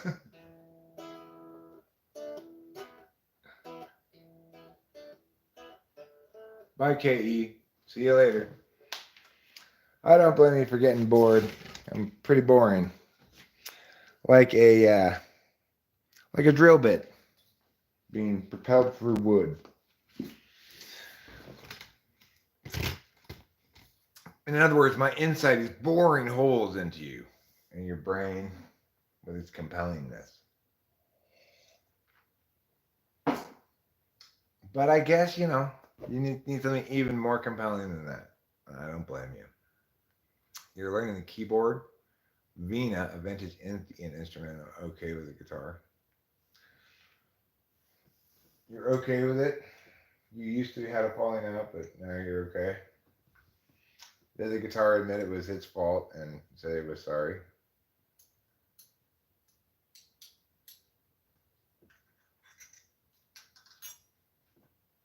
I don't feel particularly good at any instrument, really. Don't ever play A minor. Rule number one. Okay, I won't. I'll keep that in mind. That's a good general rule of thumb. you know, Norm MacDonald said his safe word is boring.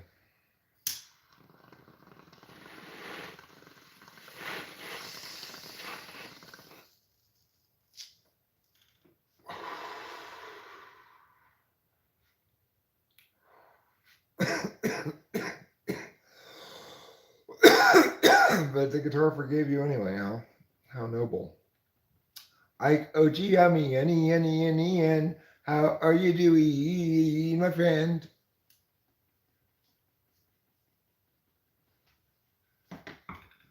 That's the question one has to ask when Ike OGMian comes in. You're vaping before your Zoom meeting. Good idea.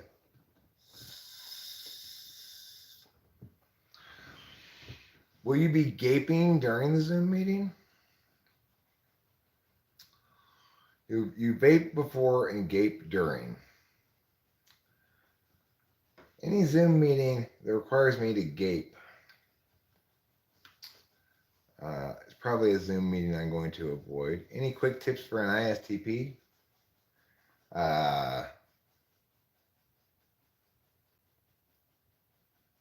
Drive safely. How about that? That's a good tip. Drive safely.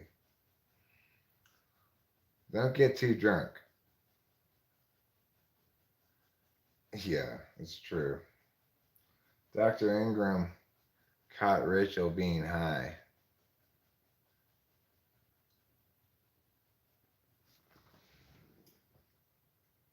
She's the one who decided that right before her psychiatry session was a good time to pull multiple bong rips. She usually doesn't really get very high, but I agree she seemed a little higher right then.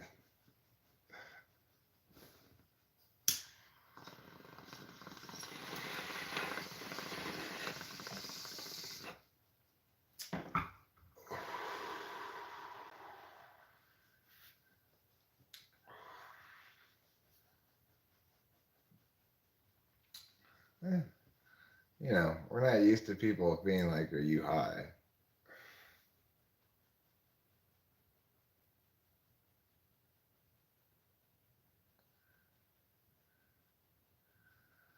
I drive safely on purpose too. Um, we live in an area where there are ample opportunities for for problems driving. Like the road back from the highway to our house has got lots of edges that are just like broken off, and if you were to drive over that edge, um, you your tire would get like would fall into like a little rut or whatever, like a little gully, a culvert or something like that. You really mess up your car, and there are spots where it's like one lane basically because like the other lane's all made out of sand because they haven't finished working on it yet. And then even when we're out on the highway, there's this stretch of highway where there's this cliff edge on the side of it, and there's no railing. So, um,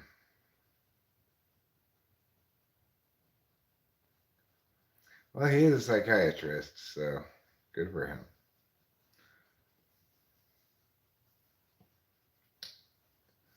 Uh, it's pretty sketchy driving around here. Like, if you make a mistake, you're going to be in trouble.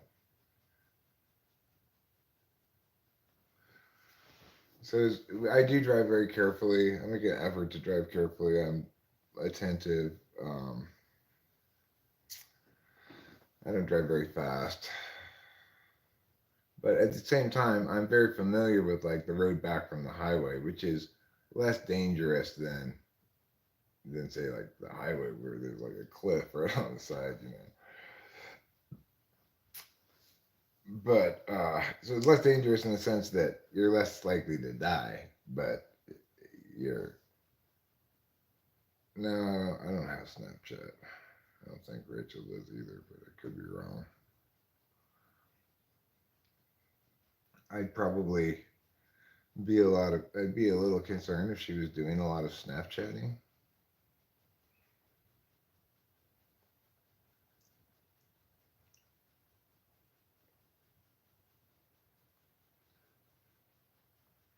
I use Google Meet,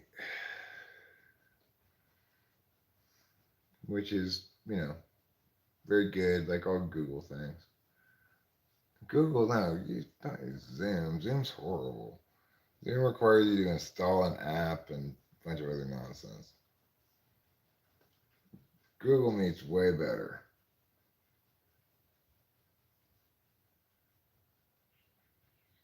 Yeah, but it's just an app you use on your phone or your browser window. You don't have to install an app on your laptop, and it's uh,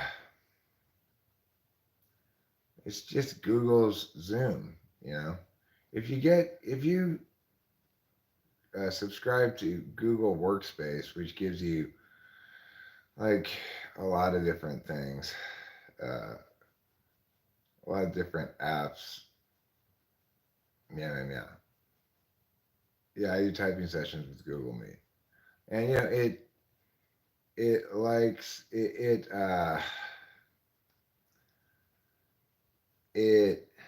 links up with your calendar really well. So I just put it on the calendar, then calendar sends them a invite to the meeting with meow. INTPs drive so pedantically you can't take them seriously. INTPs and INFPs both drive poorly, by and large. I mean, I guess I'm an Android user. I have a Samsung phone, but it works on I think Rachel's phone too. I don't know if we've used it on her phone before, but I'm assuming it does. I don't know. I've got Google everything, so I've got Google Drive. I've got Google Meet, Google Workspace. I've got extra storage space for Google Drive. I like Google. They do a good job of being an internet company. I have premium YouTube, which is also a Google product. And I trust them more than I trust any other company.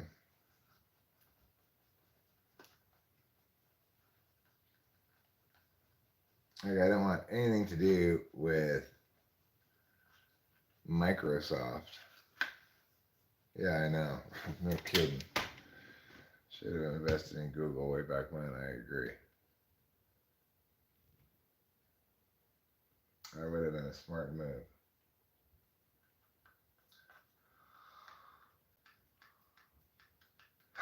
You enjoy taking the widest turns possible. Like living on the edge, huh, Ruben?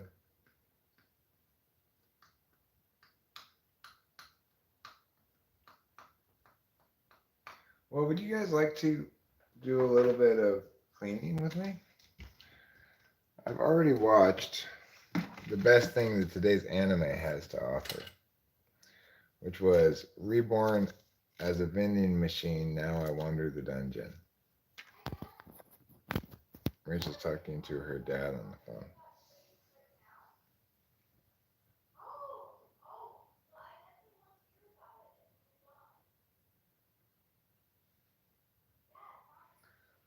Google Meat is a pasteurized processed meat food substitute.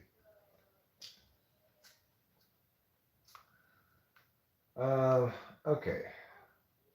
I tell you what I'm going to do. I'm going to go to the garage. We're going to smoke a cigarette. This is still at 70%, so we're doing fine.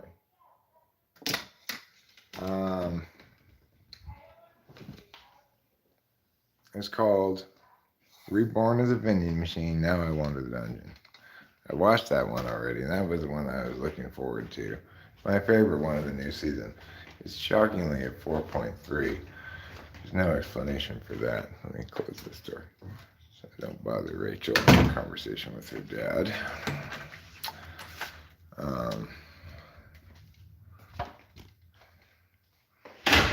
It's the one I'm most happy with. It's a cheerful animation about a man reborn as a vending machine.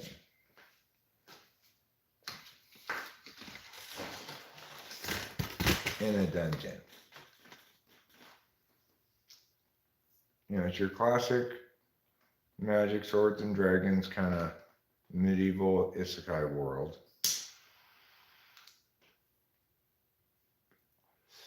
Except he's reborn as a vending machine.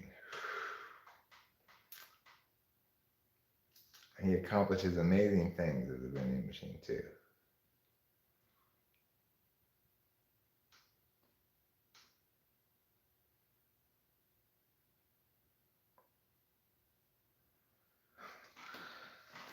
I don't know what she's doing regarding that, but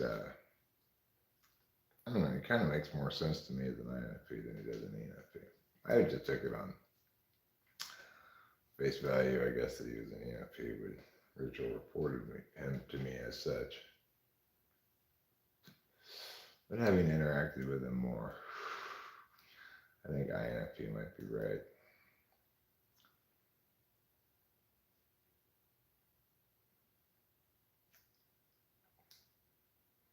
INFP, INFJ.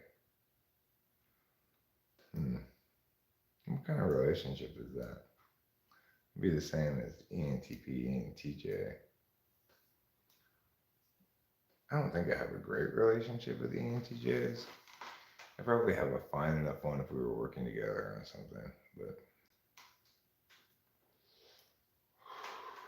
maybe not. Hard to say. Quasi-identical.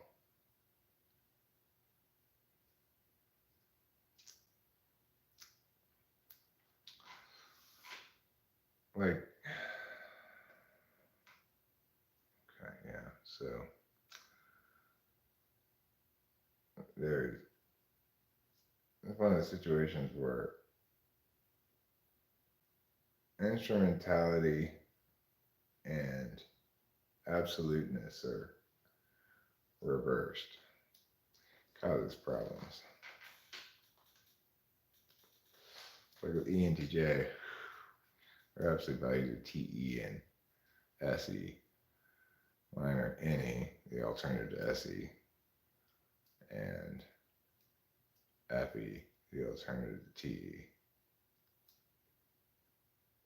How do you think typology specifically allowed types to act outside their box? Technology has allowed types to act outside their box. Well, I mean, certain functions are facilitated more by technology than others. So SI has been facilitated a lot by technology with the addition of things to remember shit for you, you know, like having a phone book in your phone makes it unnecessary to remember phone numbers, whereas I used to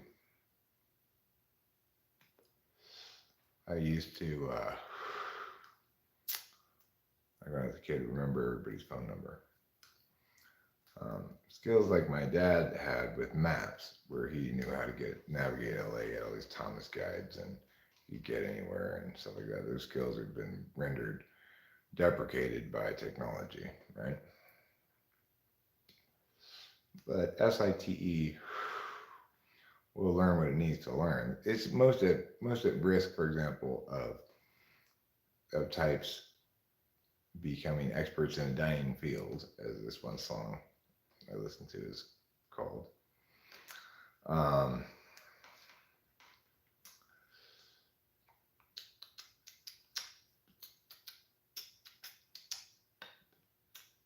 what am I saying? Oh, right. As far as acting outside of their box, I think that's facilitated mostly by circumstance more than it is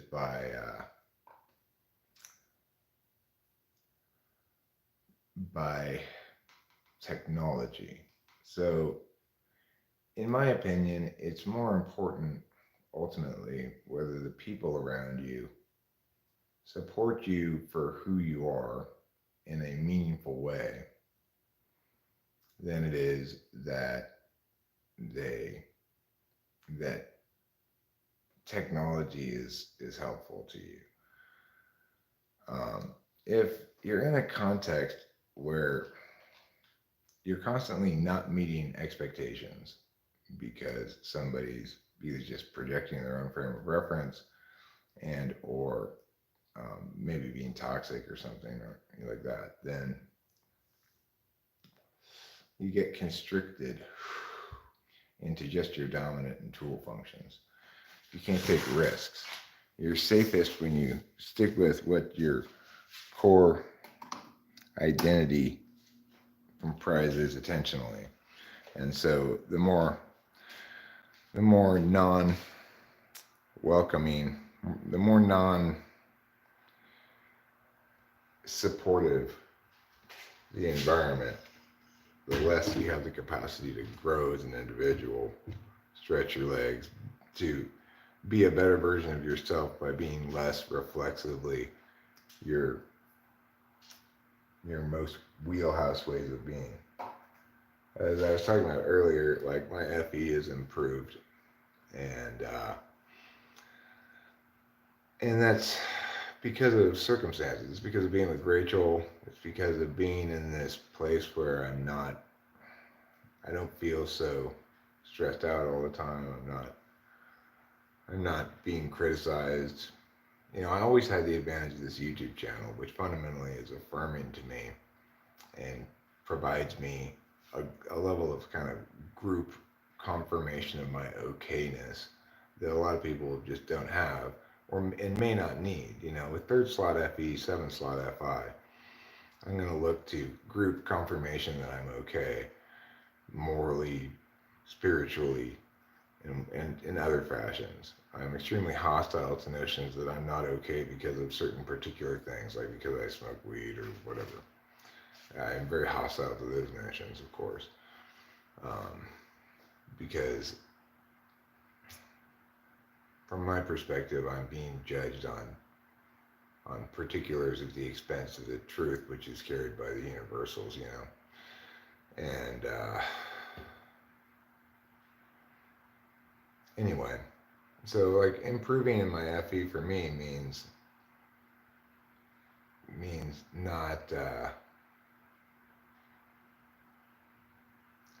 Well, nobody needs a categorical identity. Very few people understand themselves as having one, including me. What I'm saying is, if you want to approach the question from a third party perspective rather than from a first party perspective, right? So it's not how each individual deals with the information that here's a map of you typologically that can be or might be informative to you in useful ways. It depends on the type, it depends on the individual, lots of reasons why somebody might not find it informative or even be openly hostile to the notion as like Cade would seem to express some, disfavor with it anyway. So the thing is, from a third party's perspective though, we're trying to understand human consciousness and other individuals as objects of analysis, not as subjective beings experiencing it ourselves, right? So if we want to correctly understand why X party's only responsive to this kind of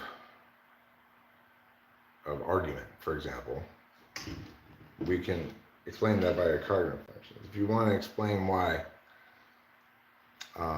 you have a lot of conflict with somebody, you can explain it with cardinal functions.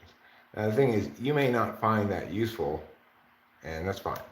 And you may not find that map first approaches are consistent with your absolute values. And that's as per the map predicts, right?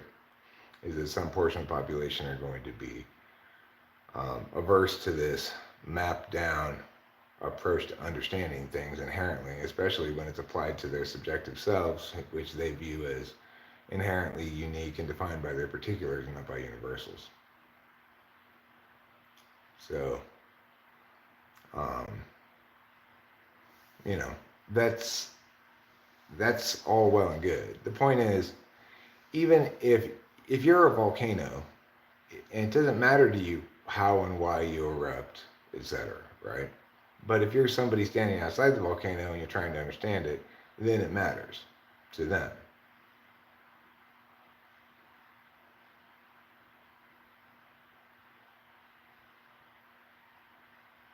I mean, it helps me to understand a lot because I'm a map first, top down kind of thinker, right?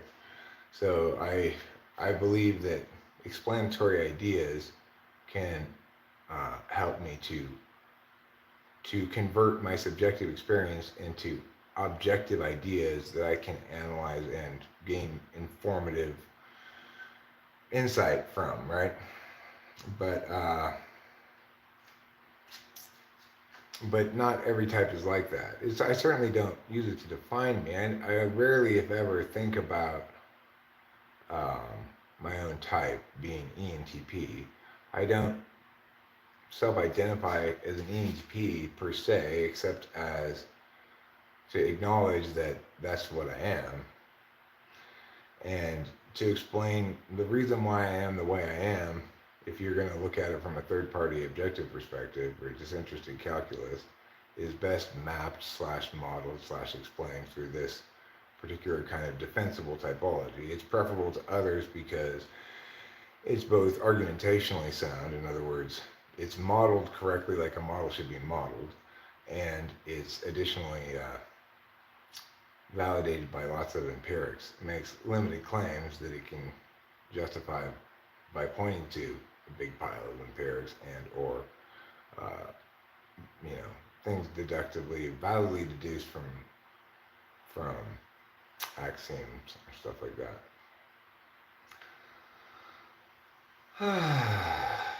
But that answer is probably not very satisfying to you, given the nature of the objection, I would guess. I don't know how to answer in a way that would be satisfying. Suffice it to say that I find it useful without finding it constricting in the fashion that you suggest, but I can conceive of having a perspective where one would view it as constrictive as the only way to possibly use it. Well, then you're going to kind of assume that that's how other people use it, right?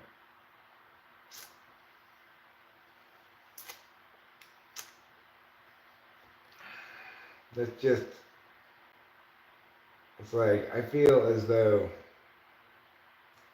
I understand,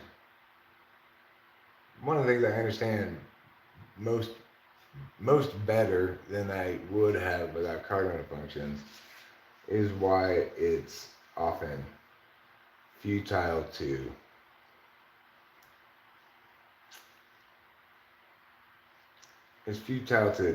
to disagree about anything, really.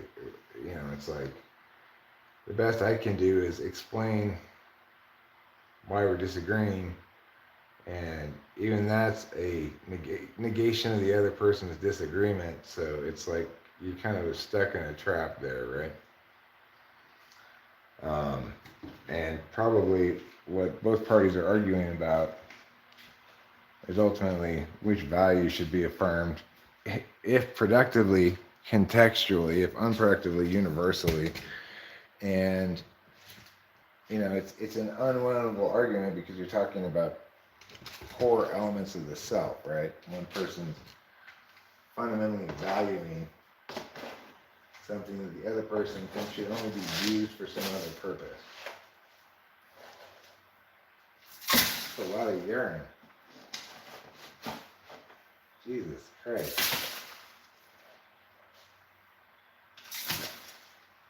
So it's like I'm trying to explain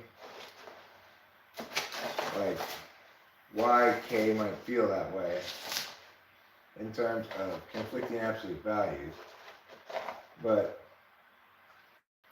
all I'm doing probably from her perspective is just continuing to value the wrong thing, you know, continuing to value a disinterested third-party perspective at the expense of knowing the full high-resolution detail of the subjective self that's sacrificed by paying attention my way.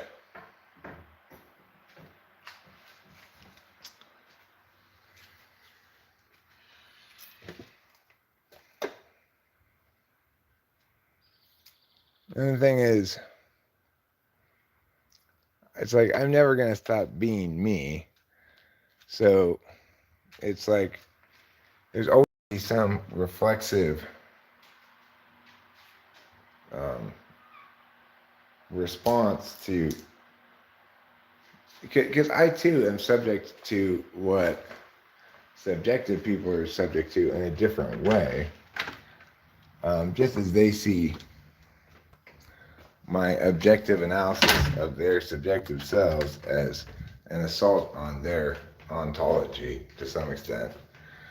I too see their insistence on using subjective metrics in circumstances where I'm talking about things from an objective perspective as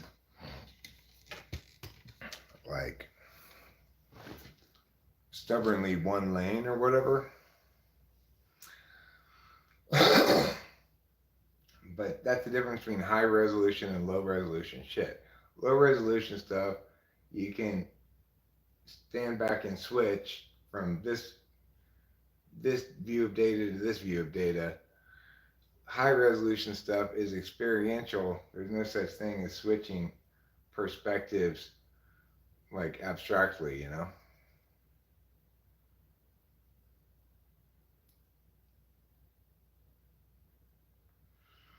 Yeah, well, that's true. I mean, noting how a typologist works is going to be very informative about what type that typologist is. I type like an ENTP.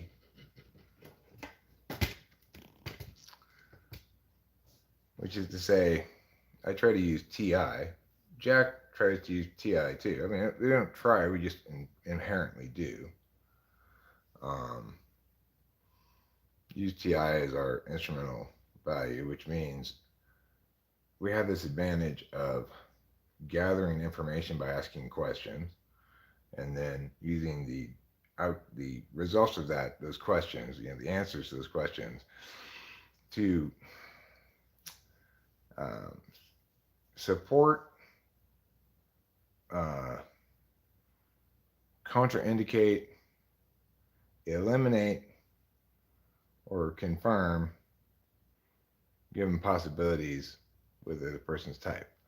That's how TI tool does it with any DOM. Now, I do it better than Jack because I have the right map, and his is not quite right. But, you know, nobody's perfect, including me. It's conceivable to be perfect if you were to spend a long period of time with somebody, but obviously life doesn't afford you that much. Well, I mean, nobody has the desire to spend a week with somebody to figure out what type they are.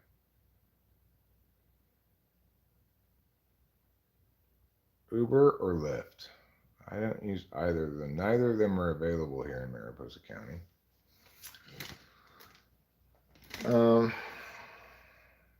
My choices are regular car or little wilderness car or my feet. Those are my choices. And what fine choices they are.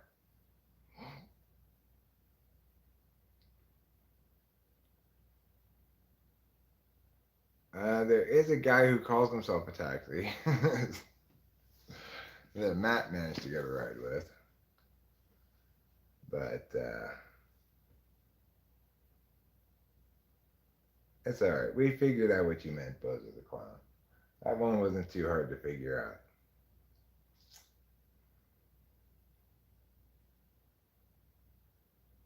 Female ENTP Brittany? Well, Brittany's not an ENTP. She's as much an ENTP as Club ENTP is. What aspect of CS, Joseph, do you think is of utility? I mean, does anything make sense that he lost all credibility? Well, I mean, if you look at it from his perspective, typology is useful to him in achieving his goals. And TE is fundamentally a subject-first perspective.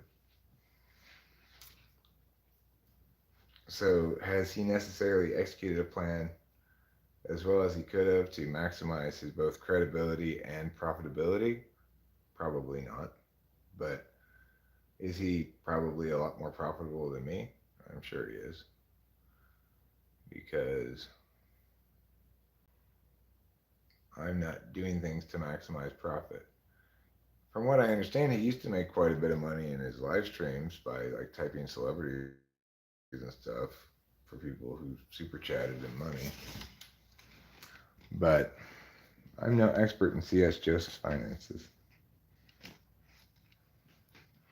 You know, I think it's not bad to do inherently, to like try to get money from your audience, but I find it crass. It seems like something that, as per that Simpsons episode about baby leashes, the baby translator episode, where they had this lady had a baby on the leash in the store, and the baby said goo goo gaga, and the translator said, "This leash demeans us both." That's what I feel about it. Come on now, guys. Whoever gives me the biggest super chat, that's who I'm gonna do what they say.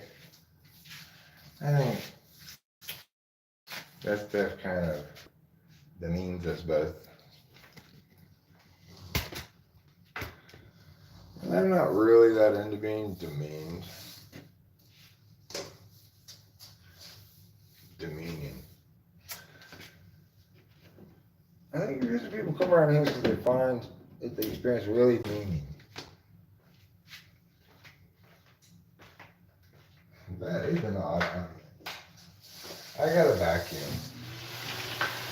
It's just smell horrible. You need the vacuum.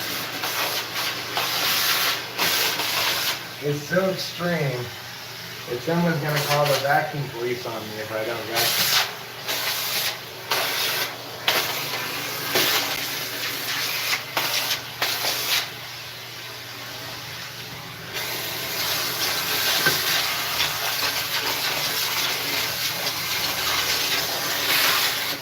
If this were a reality show, it would be called Extreme Home Vacuum.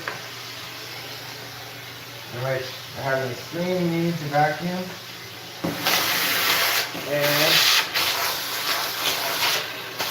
accordingly do an extreme amount of vacuum.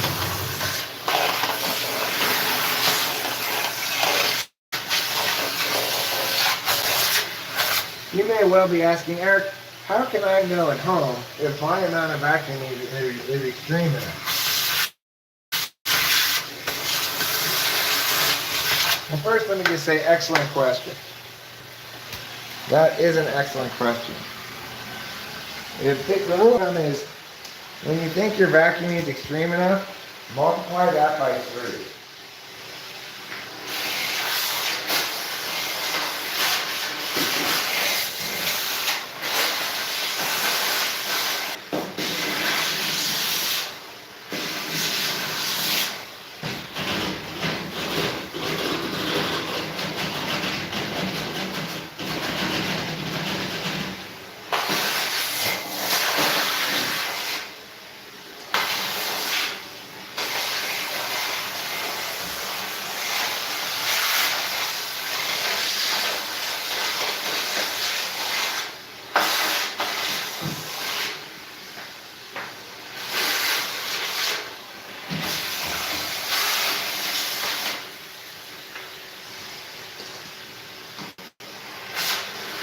It's okay to scream, "You call that vacuuming, soldier?"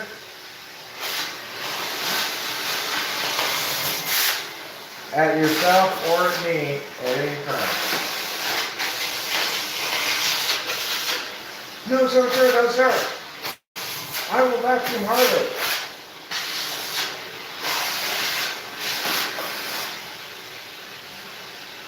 That's what they say in the military. "No, sir, no, sir. I agree, I am not vacuuming hard enough."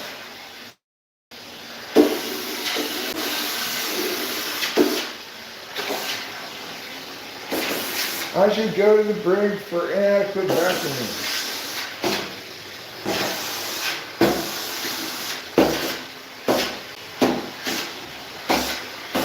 One of the most common convictions in a military trial is inadequate vacuuming.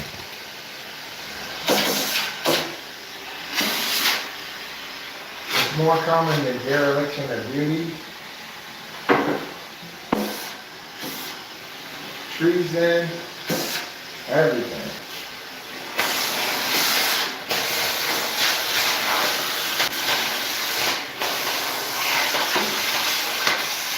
And you want to talk about some dishonorable discharge?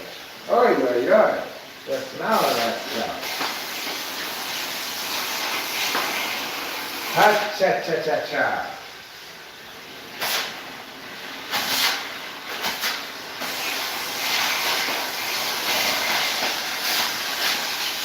Well, I'm vacuuming. What do you guys think about that? Are you impressed with my skills?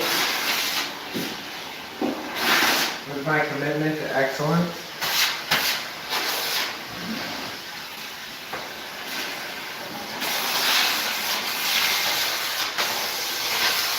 If you were wondering what kind of commitment you were looking at right now, it's a commitment to excellence. What do you mean you're just looking at the ceiling? Oh. Well, I didn't say a commitment to cinematography. I said a commitment to excellence in vacuuming. I should have specified. I didn't say that, but I should have specified. That's what I'm committing to excellence in. The fine art of vacuuming. One of the lost arts of the Middle Ages, vacuuming began as serfs would use their mouths to suck up the dust from their master's carcass.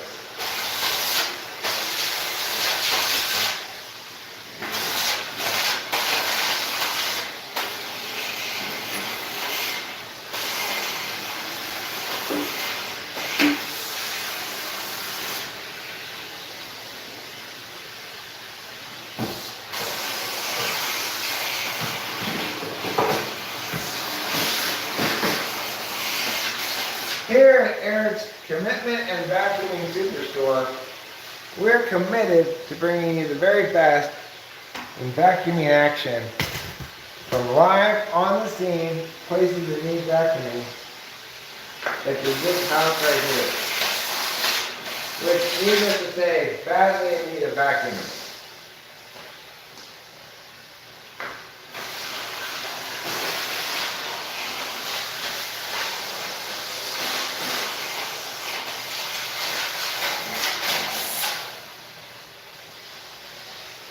Now I concede you're missing out on a lot of the vacuuming action. I concede that. There's no point in trying to fool either of us. I'm not doing a great job of filming the vacuum action. But that's going to change starting right now.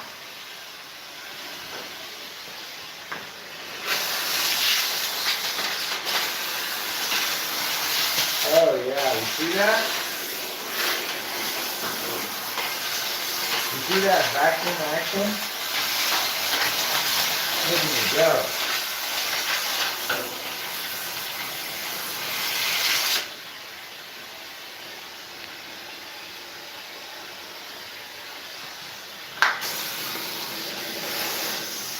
I'm really sucking my way to victory.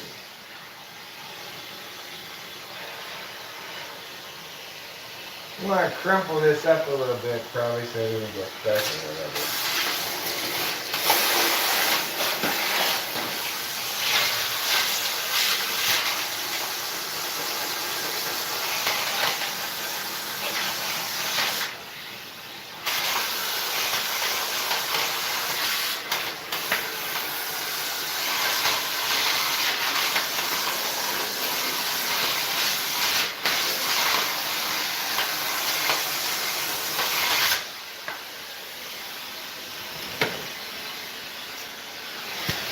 Now I'm going to have to switch to a different hole. To a different hole, to a different hole. I gotta switch the hole. Alright, let me be back in a second. I'm going to switch the hole.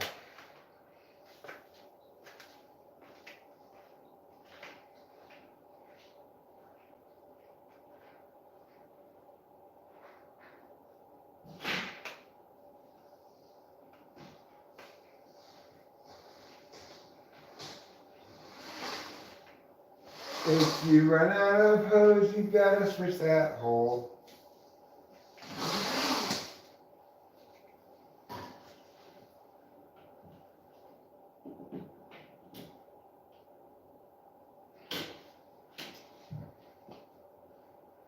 You've gotta switch that hole. You've gotta switch that hole. You've gotta switch that hole. You gotta switch that hole. And now that I've switched the hole, I can reach all the way over there.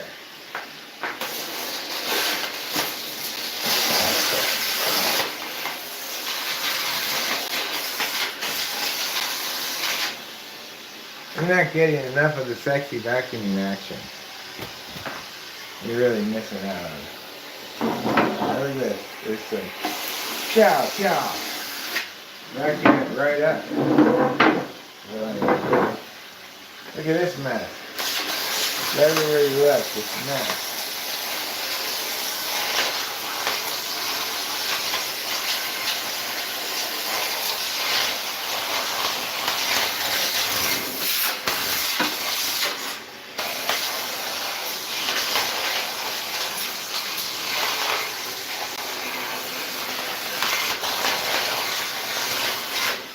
Okay, things are looking a little better.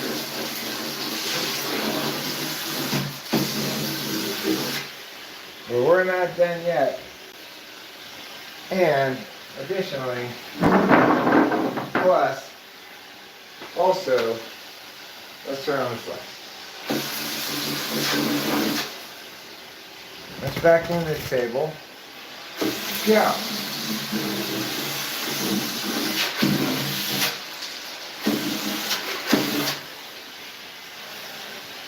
Gotta get over here. Yeah.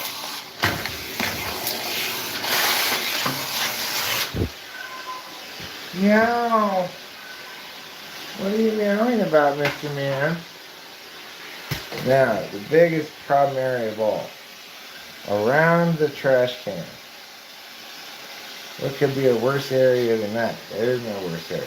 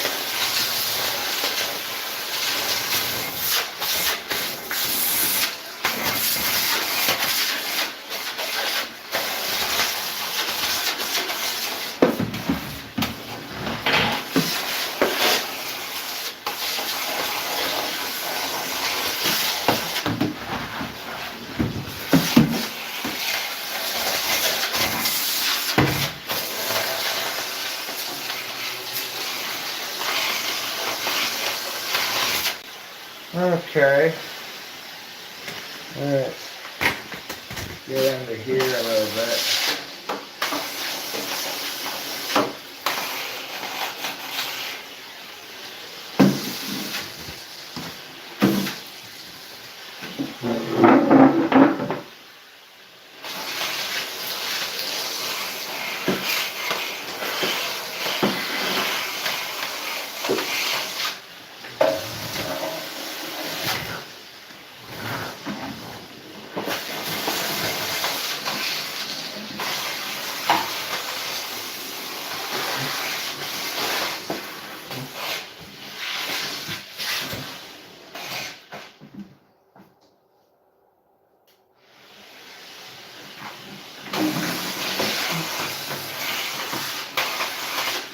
Okay, well,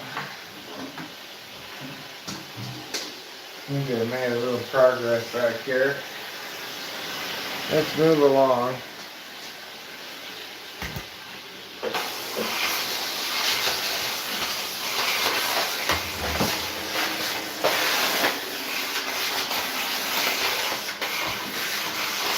Move along to the next area of concern, namely the carpet in here.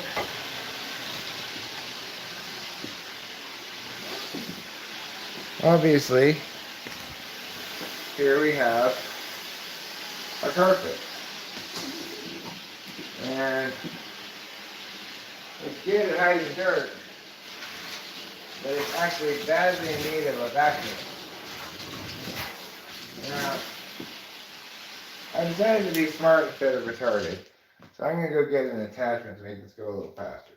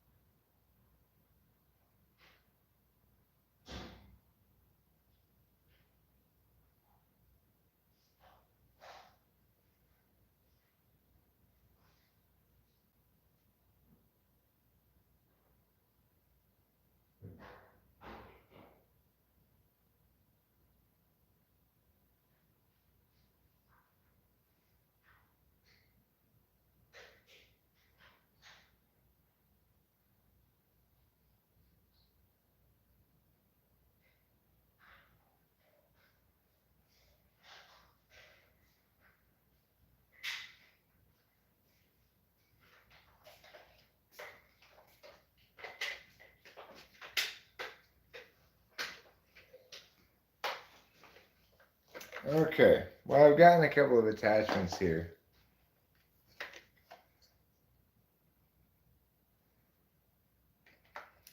Thanks, Fly Guy. I'm not done cleaning in there. I'm going to obviously need to clean the floor still with soap and water of some sort, you know.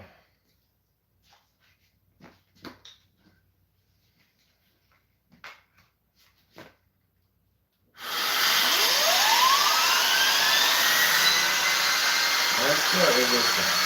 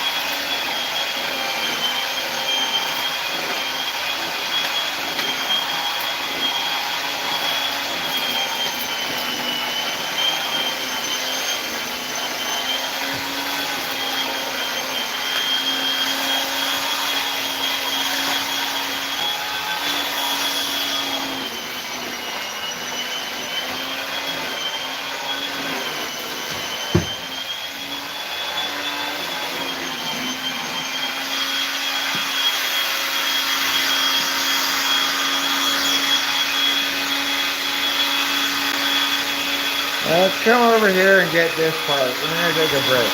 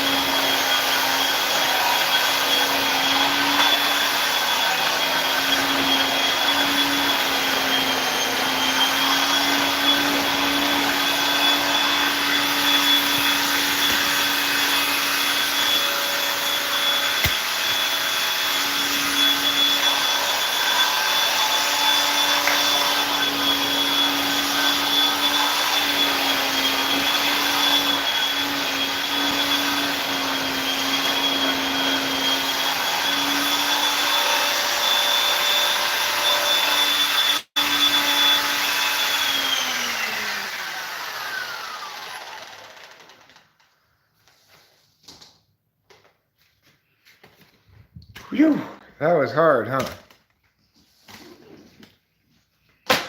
Well, it's important to take care of your SI. What does that mean? Well, take a break. Get a drink of water or some other kind of drink and smoke a bong rip. Don't overdo it.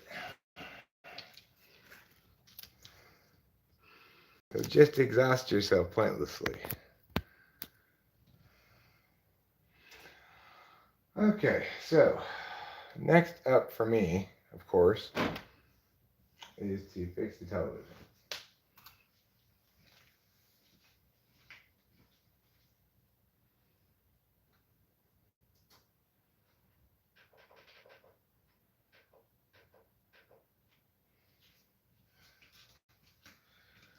And then the next step is to get a drink.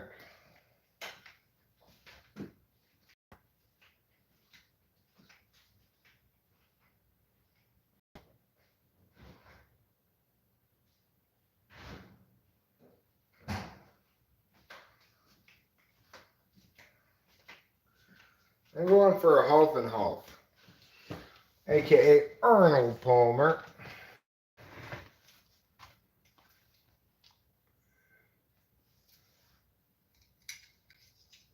I vacuumed for more than 5 minutes. Recreational vacuuming.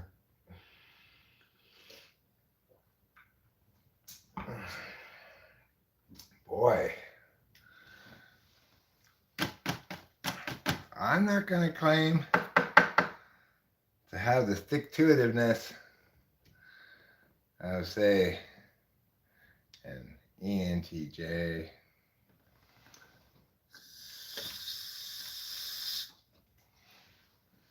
or ESTJ maybe. I just do my best, you know. I was saying to Rachel how I am pretty proud of us for keeping this place reasonably clean, not a shithole, you know. Yeah, we try to not let it get too retarded around here. Obviously, this is not the most attractive thing in the world, but you know, we localize our mess and clean it up periodically. So it's just not, it doesn't get gross around here. Richard cleans the toilets, the dishes regularly. It's not that hard when you got a dishwasher, right? It's a lot harder when you don't have a dishwasher. The dishwasher is primarily a dirty dish holder. You know, it's that extra space it provides that also cleans it as well, of course. That makes the dishwasher such a big difference in your life than not having a dishwasher.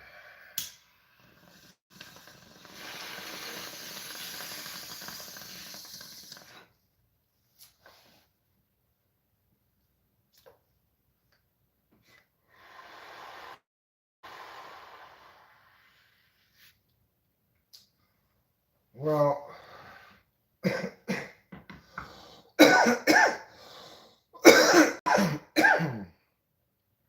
would say the sensors that are most likely to be correct about their own type are ESTPs,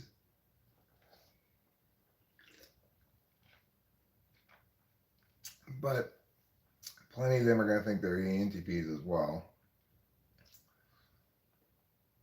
Uh,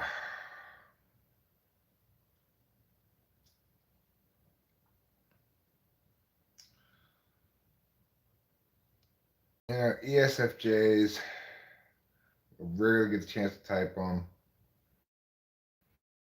ISFJs, not that common considering their numbers in the population, you know.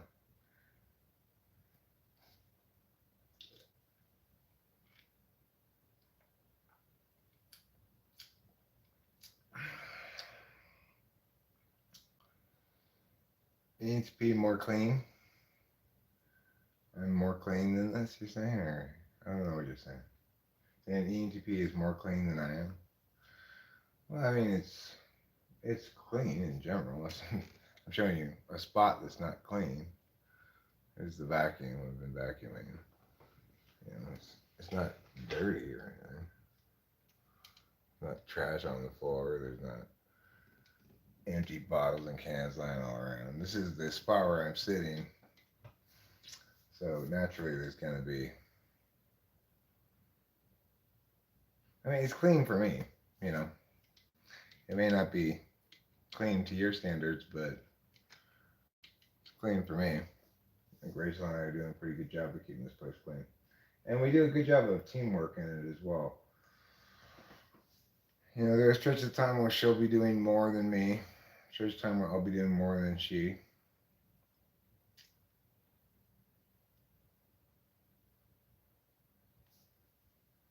In my experience, ISTJs usually don't care for type or are suspicious of typology entirely. Yeah, there's some of them can come in believing they're INTJs, ENTPs, INTPs, uh, and then not like it when you tell them they're not.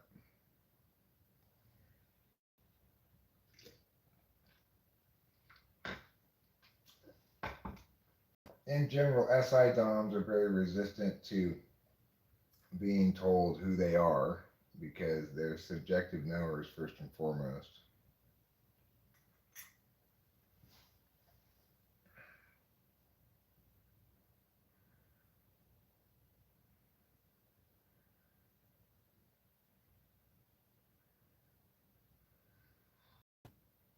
Yeah, well, right. CJ's point is he can come up with lots of different examples for of him being consistent with different types. Therefore, he could be any number of those types because that's how he knows things, right? But this consistent with him being an SI dom, the map accounts for that, right? So it depends how much his third slot TI wants to engage for CJ.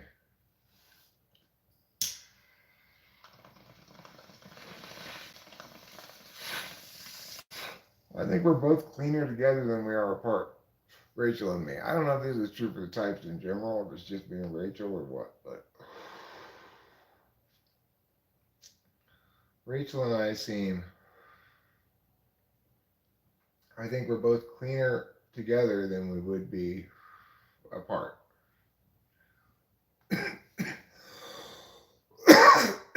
Probably a little bit of FP accountability, but I think that's more on Rachel's end than mine. Like Rachel's probably a little bit more worried about like, is Eric thinking I'm not working enough? I'm cleaning or stuff like that. She'll kind of check with that. For me, I just clean when I want to clean. I assume Rachel's going to take care of the things that she normally takes care of at some point. dishes, laundry, whatever. And she assumes I'm gonna take care of the things I take care of at some point: garbage, vacuuming, you know, general cleaning, and we stay on top of it mostly. I forgot to take the trash out last week on Sunday.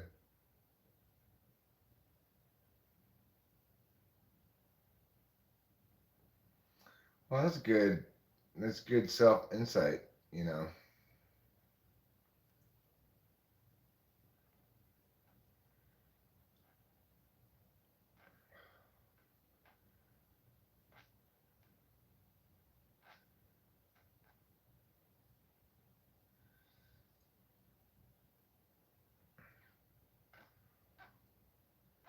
sure. I mean, the thing is, there's there's very little conscious way for an ISTJ to engage with typology information because they either have to be applying it to a specific problem via TE second slot, or or knowing experientially, which is not really what typology is all about. When it does express, it expresses under their third slot as what they want to be. And that's when you get ISTJs coming in thinking they're meow type and not wanting to hear it the other way, any other way.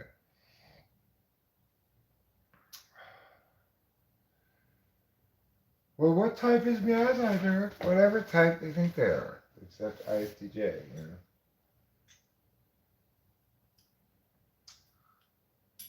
Anyway,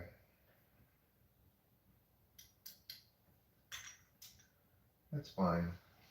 It's all really to be expected, you know. It's like predicted by typology if you just understand it properly.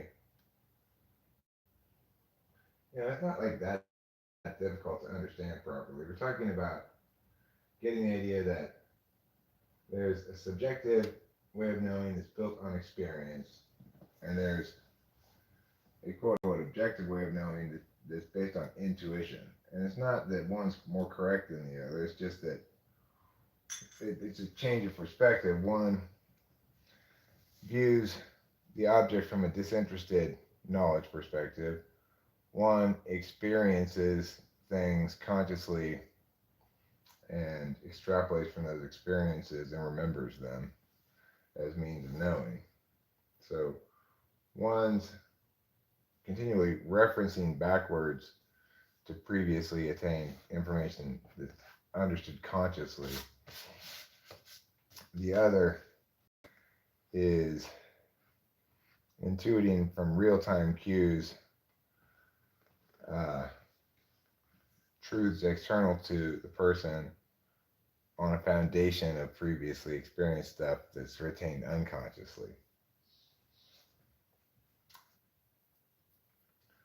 So it's like that's a core difference in understanding typology right there. Is when you understand, like, okay, there are two kinds of knowing, and we can point to examples of both kinds existing in the world.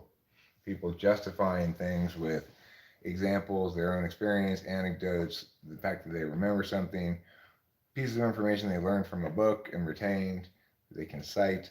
There are ways that people justify things or, um, extrapolate on there, or just, I'm sorry, just expound upon their existing notion or whatever.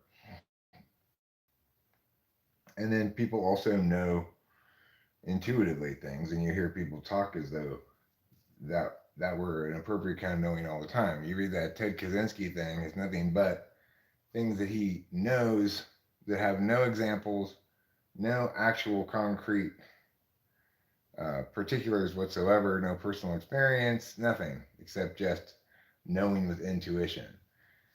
We can cite plenty of examples of people knowing versus with intuition versus um, versus the alternative. And, you know, people talk about that intuitive knowing as coming from outside themselves a lot of times.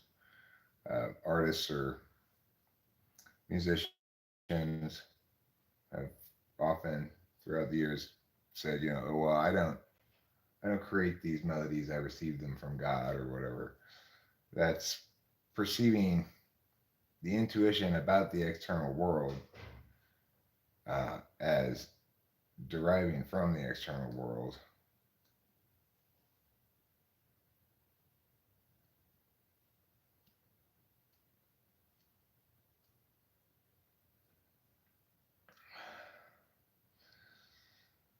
So the thing here, the thing that we're trying to get at here is that the directionality of knowing is where the distinction is. On the one hand, you're experiencing things in the present, referencing against past. On the other hand, you're uh, you're observing things in the present and intuiting meanings decoupled from linkages to your past. So one's backwards looking basically, and one's forwards looking. Even though one's subjective and one's objective, neither of them is right or wrong. But as you can see with the example of SI DOMs, one of them is,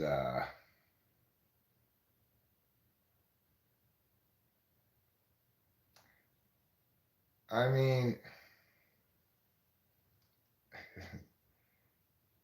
other people who are saying things other than what I'm saying will have to answer their questions about those things themselves. I'm not saying anything about that, fellow HB, and it's because it's a misunderstanding of what the cognitive function is. It's not it's not a specific expression of,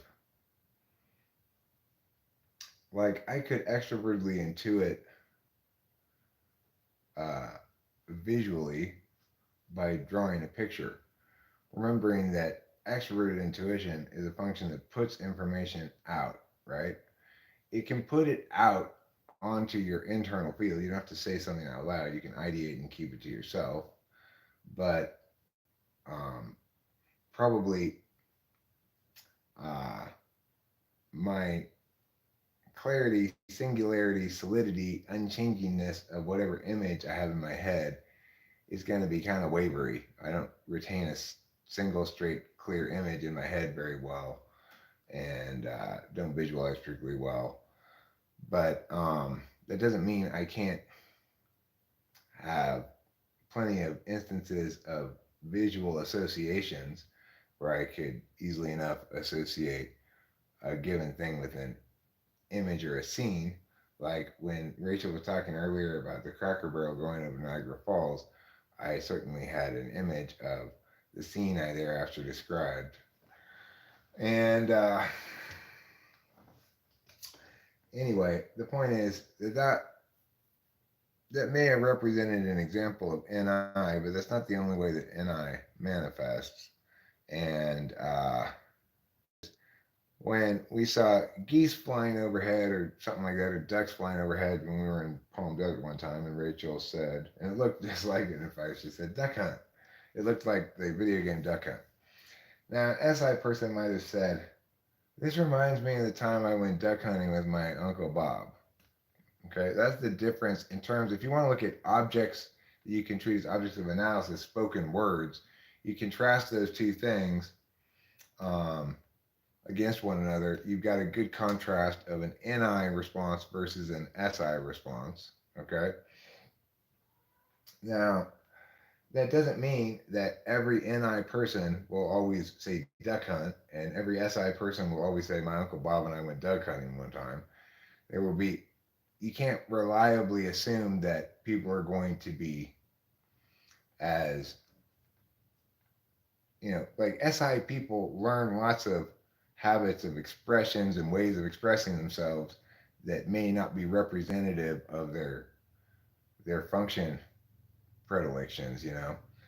It it may be representative of things they've learned. So my mom had some sayings that might be considered NI sayings because they expressed an NI universal truth, like um, waste not, want not, which is something she said.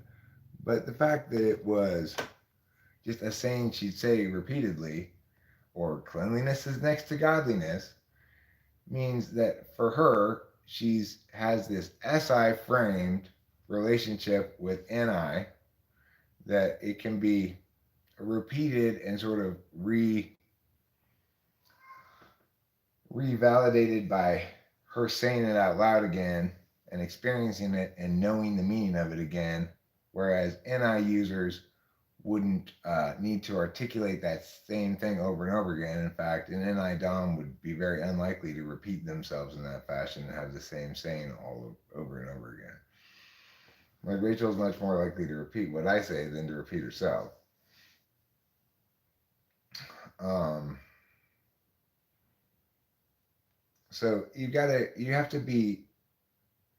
to be, if you want to understand any given concept correctly, you need to have contrasting examples like I just did and contrasting perspectives. You got to look at it from a first person perspective and a third person perspective. I'm not talking about life though. KE says, I speak exclusively in metaphors, more precise in my head than any description, plus saves up on typing effort. My advice is I assume though people will actually understand them. You first like a tractor would. An example of an example. Well, the thing is, I'm not approaching life like this. I'm, uh,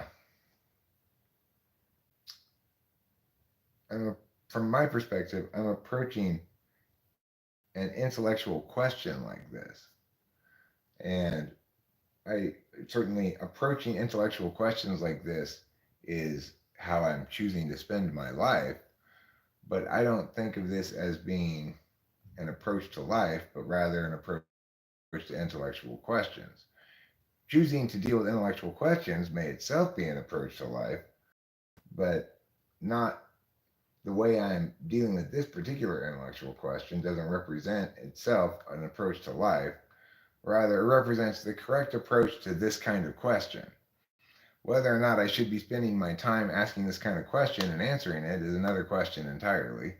And that one is going to be obviously, you know, the answer is yes, I should because it's what I want to be doing or it's what I am choosing to be doing.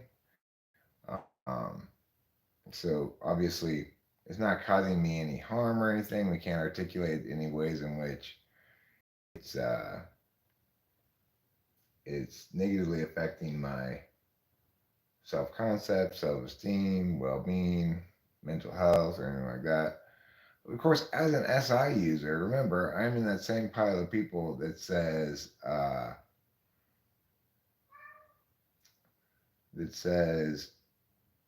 I know subjectively first who I am. I can't be contained by a label. Um,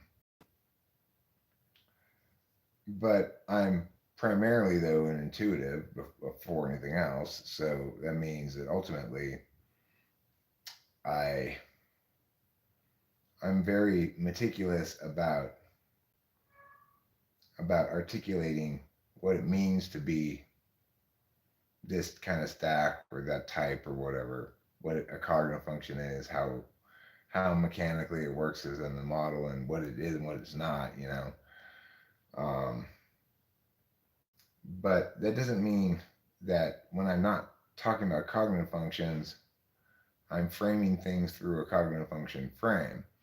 I may periodically, when I think about things that link to cognitive functions, may periodically have ideas that I express more easily, and maybe only because I have the terminology of Jungian cognitive functions at my disposal. But by and large, I frame things as they naturally frame out. So if I am eating a delicious meal, I'm not thinking about it in terms of SI, except at some point in the meal, I might say, like, oh God, like good SI is so satisfying because I'm being so satisfied by the food. It's a slight change of terminology, maybe, but it's not really any kind of meaningful change of reference. It's just expressing to Rachel that physical aspect of SI, of knowing when your body is pleased by food, for example, it can be very experientially satisfying in and of itself and a desirable goal, but not something that generally SI fourth slot is going to make concerted effort to attain. It's just going to happen periodically.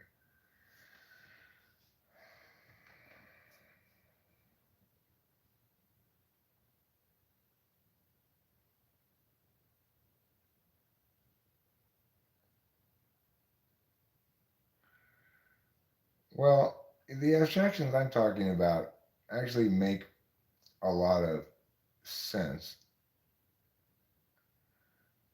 but I don't know who you're talking about. I don't know who Antonio Dodge is, and I don't know who her husband is. So I don't know what you're talking about.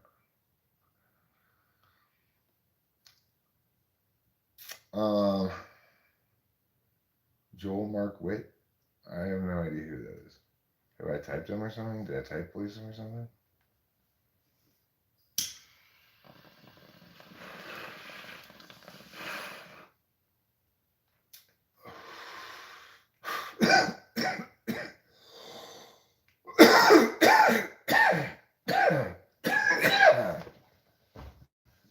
Well,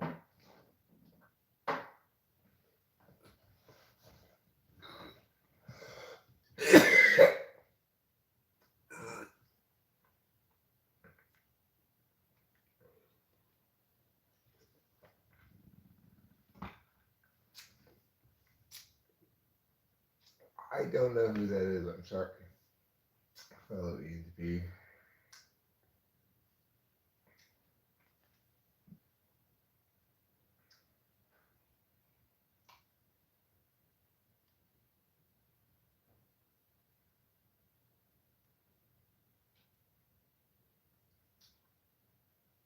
According to Eric, it's disastrous. I don't know. I don't know what you're talking about. But you can't know everything. That's what they say. Well, John Doe, I get that you're attempting to bait me, but I do believe there are other ENTPs in the world. I have heard your opinion that this woman is one of them, but I'm not interested in going and watching them. So your attempt to bait me to do so has failed.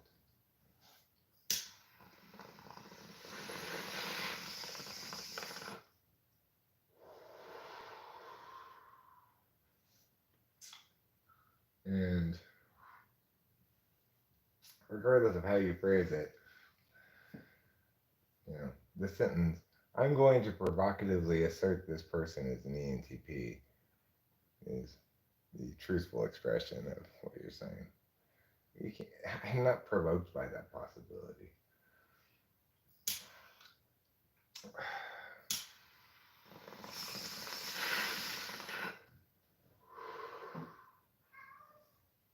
Obviously. That would be silly. I don't have any opposition to people being ENTPs. I just point out when people who aren't ENTPs obviously are not ENTPs because they don't have the attentional configuration of such.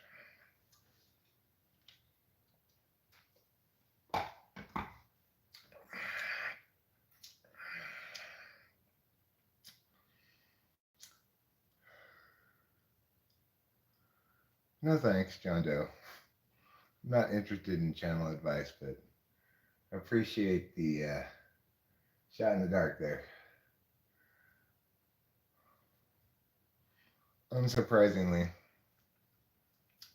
I'm not interested in collaborating or whatever, especially with people John Doe recommends. Yeah, she's an ENTP. Playing a catch up, no doubt about that.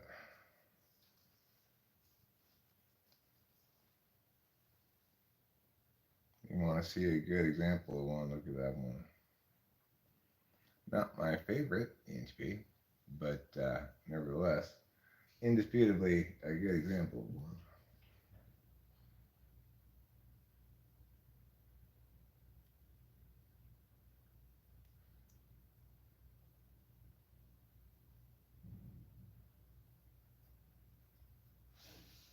That's probably the best, most textbook example. Og is another good example. Um,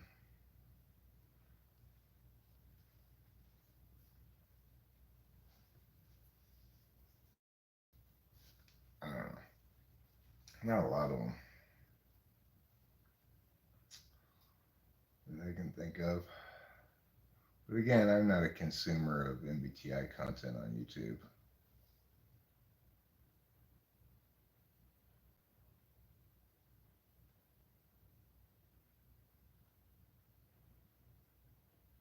And it's generally not that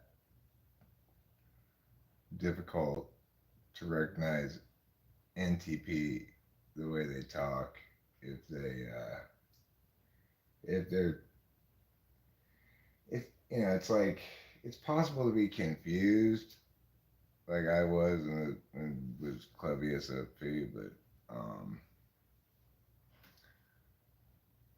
but when somebody is an EHP, it's pretty obvious right away to me, like in in pretty clear cut terms, like they're talking with me as I talk, keeping up consistently, ideationally, intellectually, etc. Because they're NETI or TINE. And, well, I mean, look, the thing is, a person, from my perspective, for me to feel confident that somebody's an EHP, they need to undergo thorough TI testing, thorough ENE testing, and be willing to have the limits of their abilities they're exposed. If they have resistance to having the limits of their abilities they're exposed, then that's a pretty clear indicator they're not. ENTPs are not scared to be tested in any TI.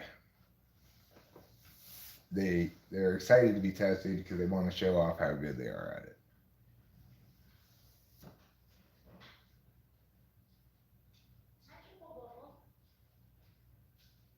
Hi, Rachel. Rachel. Hi, handsome Toby. I'm gonna have take some rips. Cool. Good idea. So the thing is, if a person were to come in honestly wanting, first and foremost, to get their correct type and be willing, therefore, to have a bunch of questions that they're not naturally good at and maybe want to naturally avoid be asked of them and honest to the best of their ability answer them, then you can get a pretty clear, definitive no on NTP for anybody who's not.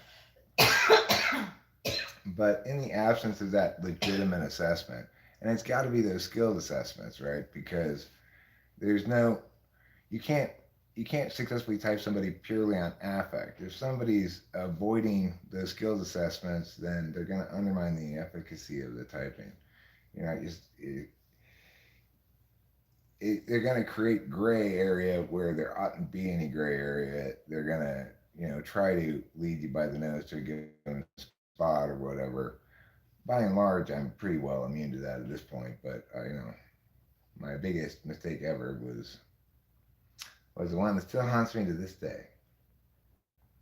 If someone mistook the word truth for TI logic and reasoning because to them truth is a religious subjective feeling, Host Eric wouldn't this make them confused? Well, I mean, truth is neither TI logic or reasoning, nor is it a religious subjective feeling.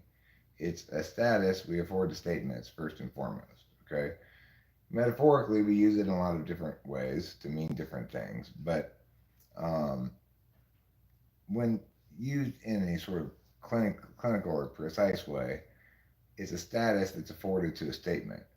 Anytime you make a statement, in fact, you could say that the illocutionary half of it, the part that's not stated but is implied in this case, would be, "It is true that."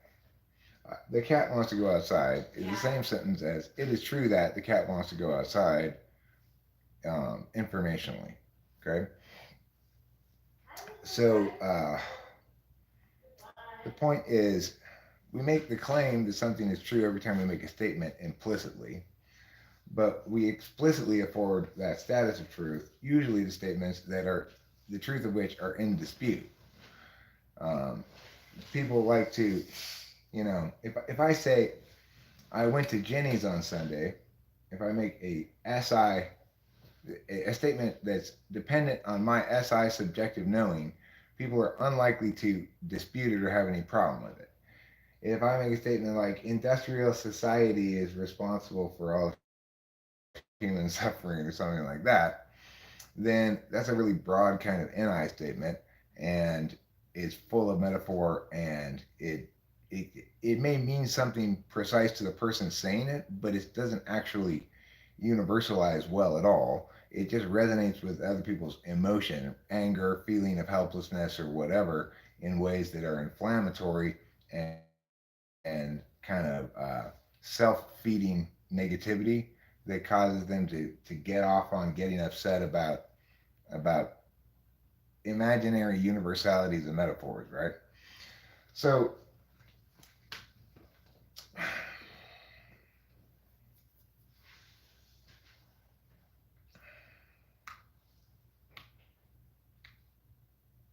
If KE is still around, I'll pull some tarot for her. Because I think she's the one who mentioned it before. how would you decide between EHP and IHP's type of observed in the debate? Well, IHPs are more likely to spike everything out, try to spike people out, which is to say, an IHP is more likely to spend time anticipating possible opponent arguments and making the counter arguments before the opponents made those arguments. What spiking them out is. They're likely to try to cover too much ground, too many things from an ENTP's perspective. ENTPs would be a little bit more focused on their case making. Michelle Way, I have a feeling what you think NI is not really what you're thinking is NI, because there's not that many NI DOMs. I mean, it could be fourth slot NI that you're thinking about, but thank you. Thank you very much. I put it in a bun. I mean, the thing is, if you think about people with fourth slot NI, when they express things in terms of what they know, they're either they can express them either way. Like ESTPs, ESFPs could express things in universals, could express things in particulars, because they got that 4-5 fluency. The thing is, as with ENTPs and ENFPs, they're better off when they're talking about their fifth slot, using their fifth slot to justify things or talk about stuff, than when you're using their fourth. So they tend to make overarching NI claims that aren't justified very well.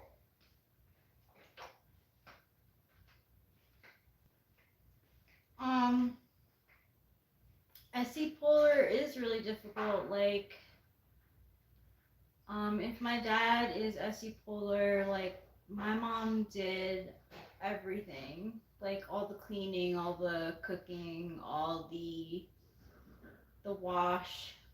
Um, and my dad had like literally no way had like he didn't know how to do it. He had no clue. Um,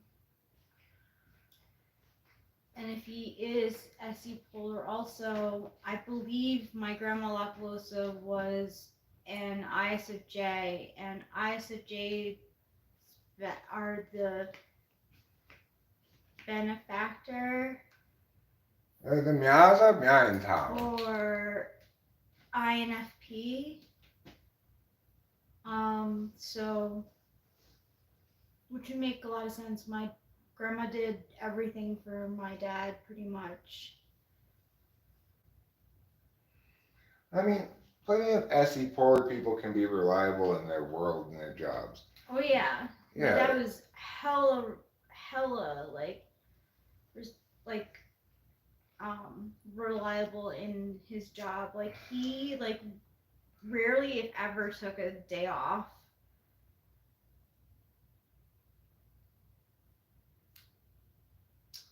Who's more socially awkward when fired up than spiking it out? I mean, spiking is a specific strategy in debate that says you're going to, in your first case, assuming you go first, right? If you're AF, then you're going to anticipate likely neg rebuttals and spike them in advance, give you a head start on rebuttals, and basically pre-frame those neg arguments in your favor in their opening case. ENTPs are likely to do less of that because um, it's only occasionally a good strategy.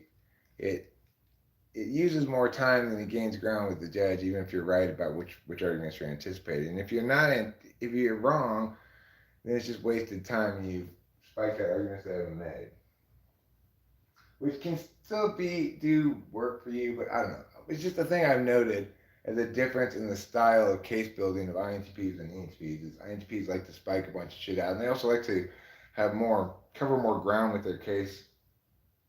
Their cases are less focused.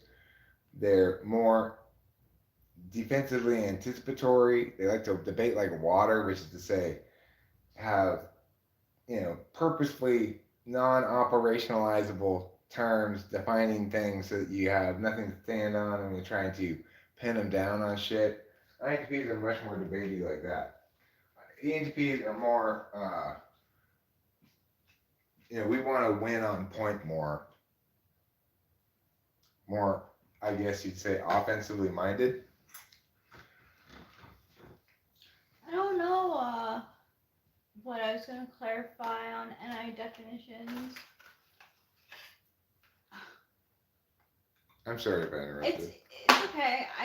You weren't consciously. It wasn't I didn't, like yeah. If I did, I didn't notice. Yeah. So I appreciate the apology, but don't worry about it. No, it's not food. That's weed. Yeah, it's weed. It's a plate of weed. So it does stay there for a long period of time. And when it gets low on weed, we just put more weed on it. Well, like I believe that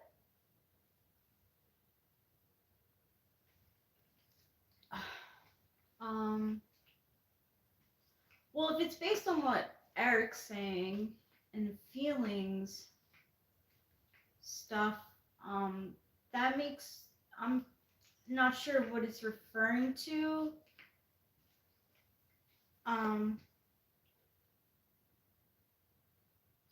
Oh yeah, Crazy NI is like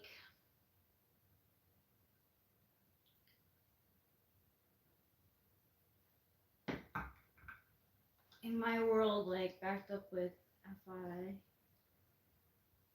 And now it was FI?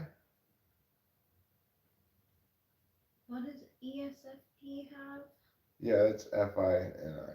Yeah. You're talking about ESFP? Yeah, that I find that their stuff is like, but I don't really know. I mean, like, I don't know what you're referring to.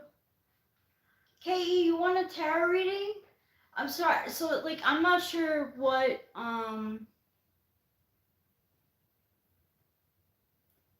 Michelle Way is referring to with the feelings stuff. Like I can't really comment. I really don't know. Cool. Feelings of the moistness covered tender, the moisture of tenderness. I figured I would help your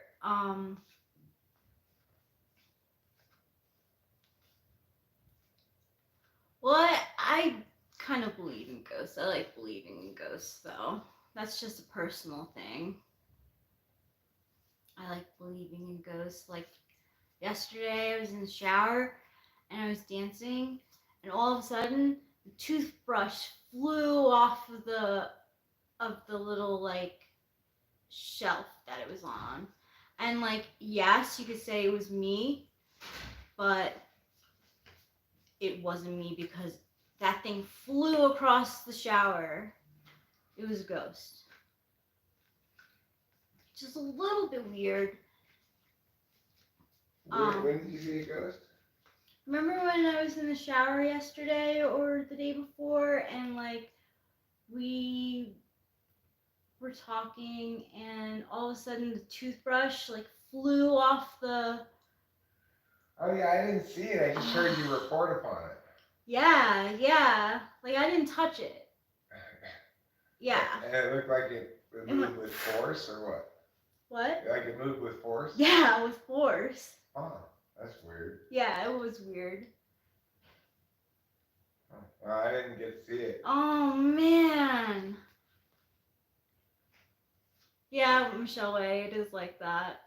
It's kind of like, but there's also a ghost in the shower. I guess I just thought, well, it probably just slipped off of there because it's wet, you know? Yeah, but it flew. No, but hearing you say it now, accentuating the fact that it definitely was not slipping off or whatever. And I definitely believe you. It makes me wonder. Yeah. Sometimes, well, I'm not sure with Trouble. In the beginning, he used to stare into space and meow at stuff, like stare into space, to the wall, and you'd be like, "What's going on?" And I would say, like, I think he's looking at a ghost, but he hasn't done that as much lately. And we used to notice a lot more like creaks and movement in the house, but not as much anymore either. I think that was just the air ducts. Okay, Ke, here's your reading. It's coming up. That couldn't have been the air duct. Well, again, like that's like I agree. I don't think it was the air ducts, but Water squirting on it? oh, the toothbrush? Yeah. No, nothing. What were you talking about? I was talking about the creaks and stuff. Okay, we've got all kinds of weird creaks and noises and sounds, but most of them can be explained by things, but some of them are just kind of like, I don't know what that is. I don't like footsteps. One time we were down here in the living room, and we literally heard footsteps, like they were going from one room to another. It was freaky. Okay. Ke. Here's your first card. Here's your second card. And your third card. Maybe a fourth card.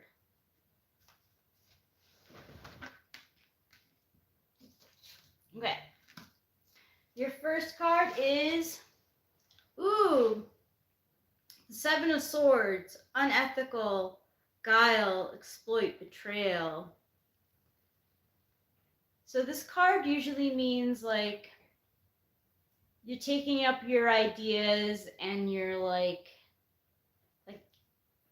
tiptoeing away from the scene.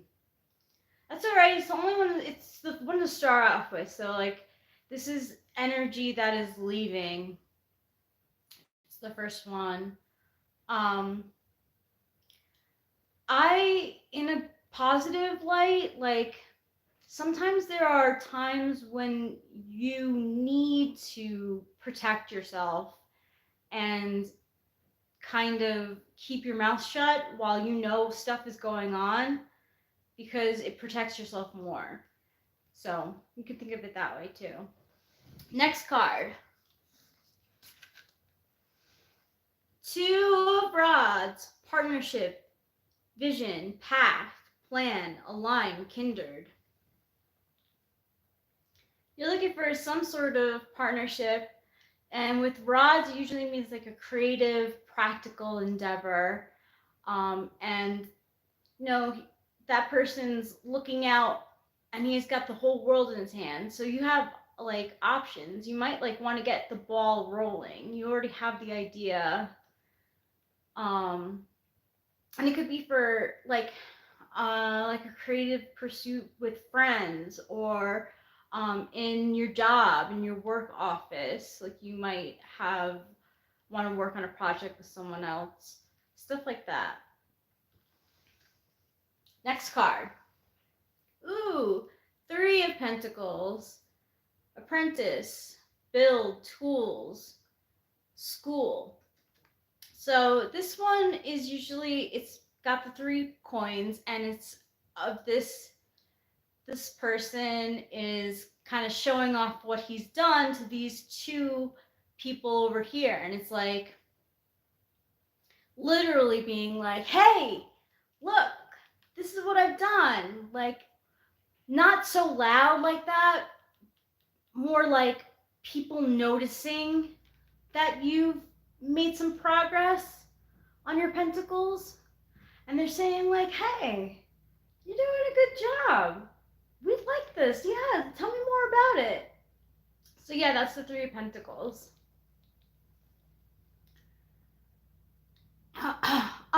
It's the Rock and Roll Tarot deck. They don't the last time I checked, they didn't have it in print, but you might be able to find it on like eBay and stuff. It's by Vicky Verley. And your last card, ooh, the King of Pentacles, established, financier, patient, tycoon.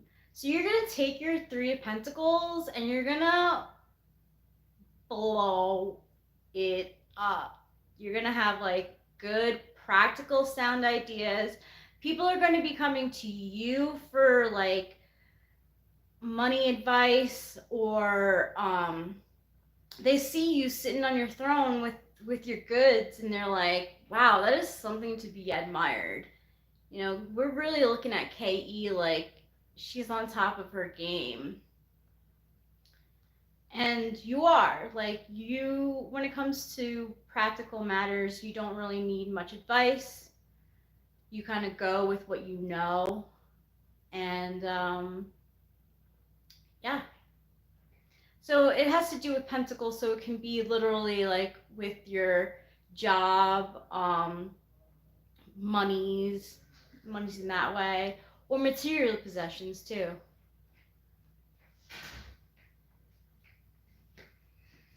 In material possessions. Cool, KE. Yeah, like the cards show that people are going to take notice of it, and maybe if you like get some help from someone else, it could really like just take you to the King of Pentacles status.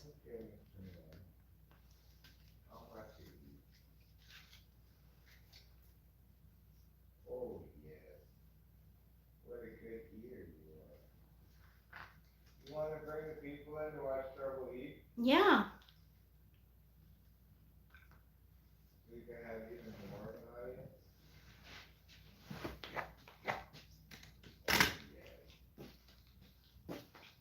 Oh yes, you're doing so well. Beep beep. Sorry. That's okay. I'm so impressed with your eating. Yeah. Look at you chew. Oh my goodness, yes. Daddy knows. And Daddy does. And Daddy cares. And Daddy's impressed by your eating skill, the speed with which you eat, the accuracy of your chews. He's impressed by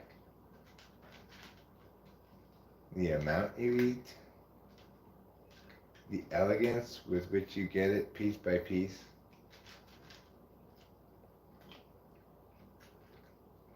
Your smooth and easy demeanor. I'm impressed by the whole thing. I think it's fair to say there's never been a cat who eats as well as you. That's why I'm grateful to you for calling me over to watch you eat every time you want to eat. Because this is really, it's a treat for me to see an artist like you eating so well. Oh yes. And so Daddy's going to pet you. Oh yes. Oh yes. You're a very good kitty. And Daddy knows. And Daddy loves. Yes. Oh yes.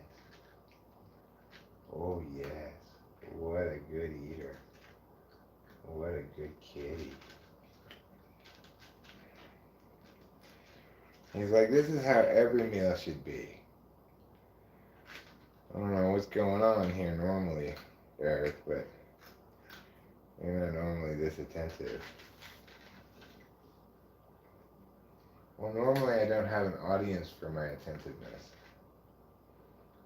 Can I pet you some more? Oh yes. Oh yes. Daddy knows. And Daddy loves. Look at you chew. You chew better than Chewbacca at a chewing gum factory chewing on chewing tobacco.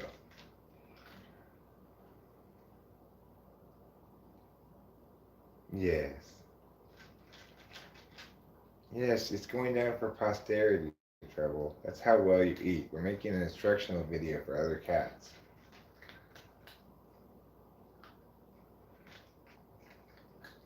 Called How to Eat the Treble Way.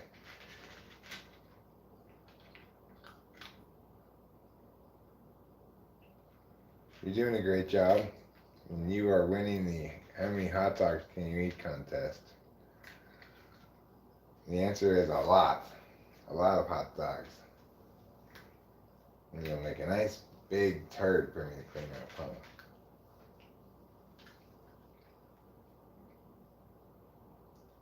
Oh, you. Have I talked to you before about your silly ways, Treble? And how you're replete with silliness?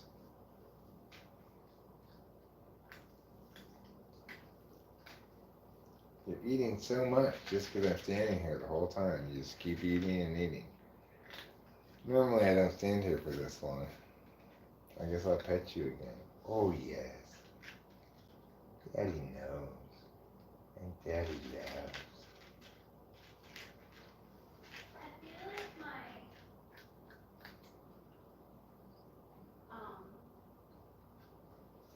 bad TE was showing, like, or maybe this is bad SE more, because I always get those confused.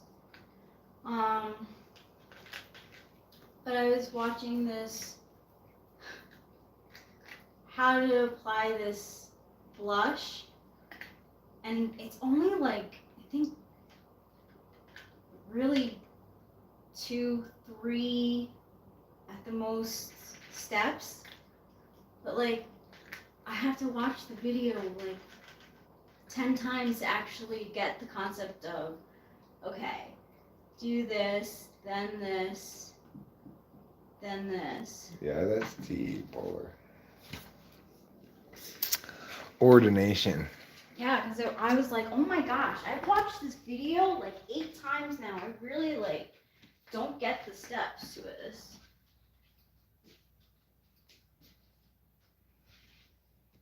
Oh, you don't need to send anything. But thank you, Kay, for the thought. It's very kind of you.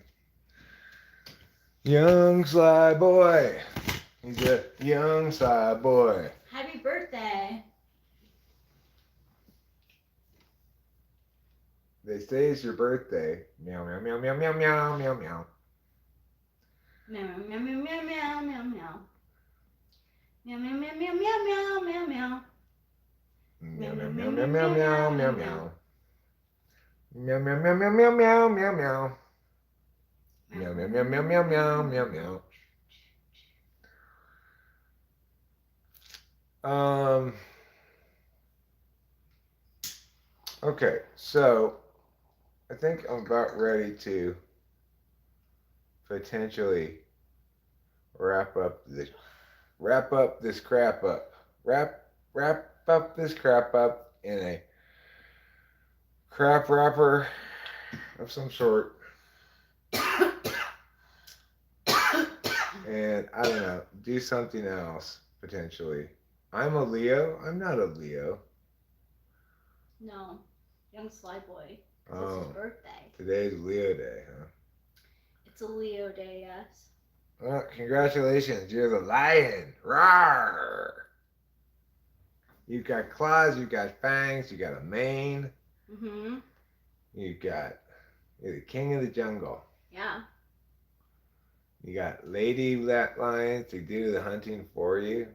So, young sly boy, do you like being a Leo, or you like don't care either way, or don't like it? Like, I'm a Taurus myself. that he is. I guess that makes me a bit of a bull. Yep. I guess you could say I'm a bit of a bull sometimes. I should read out the traits of a Taurus man. I've been known to go like this on the ground with my front hoof. The steam comes out of my nostrils. Oh, Moonfay 11, that's so nice of you. So yeah, I'm gonna split Taki like the mushrooms, and maybe watch a little TV, and then. Really, young sly boy. I'm sorry. You'd prefer being a Gemini? I'm so surprised because I find that most Leos who know that they're a Leo likes that they're a Leo, but you definitely proved that wrong. Um, I'm sorry that you would prefer to be a Gemini. If you were a Gemini, you'd be much more sparkle core. Eric has a Gemini moon. That's why I'm so sparkle core. It is why you're so sparkle core. Okay, so I'm gonna wrap this up. We're gonna watch a little TV. I'm gonna try to get a couple of other things accomplished here, and you know, feel a little bit more on top of my shit than I currently feel. So goodbye, everybody. Love you. See you later. Love you. See you later. Don't forget to eat plenty of cheese.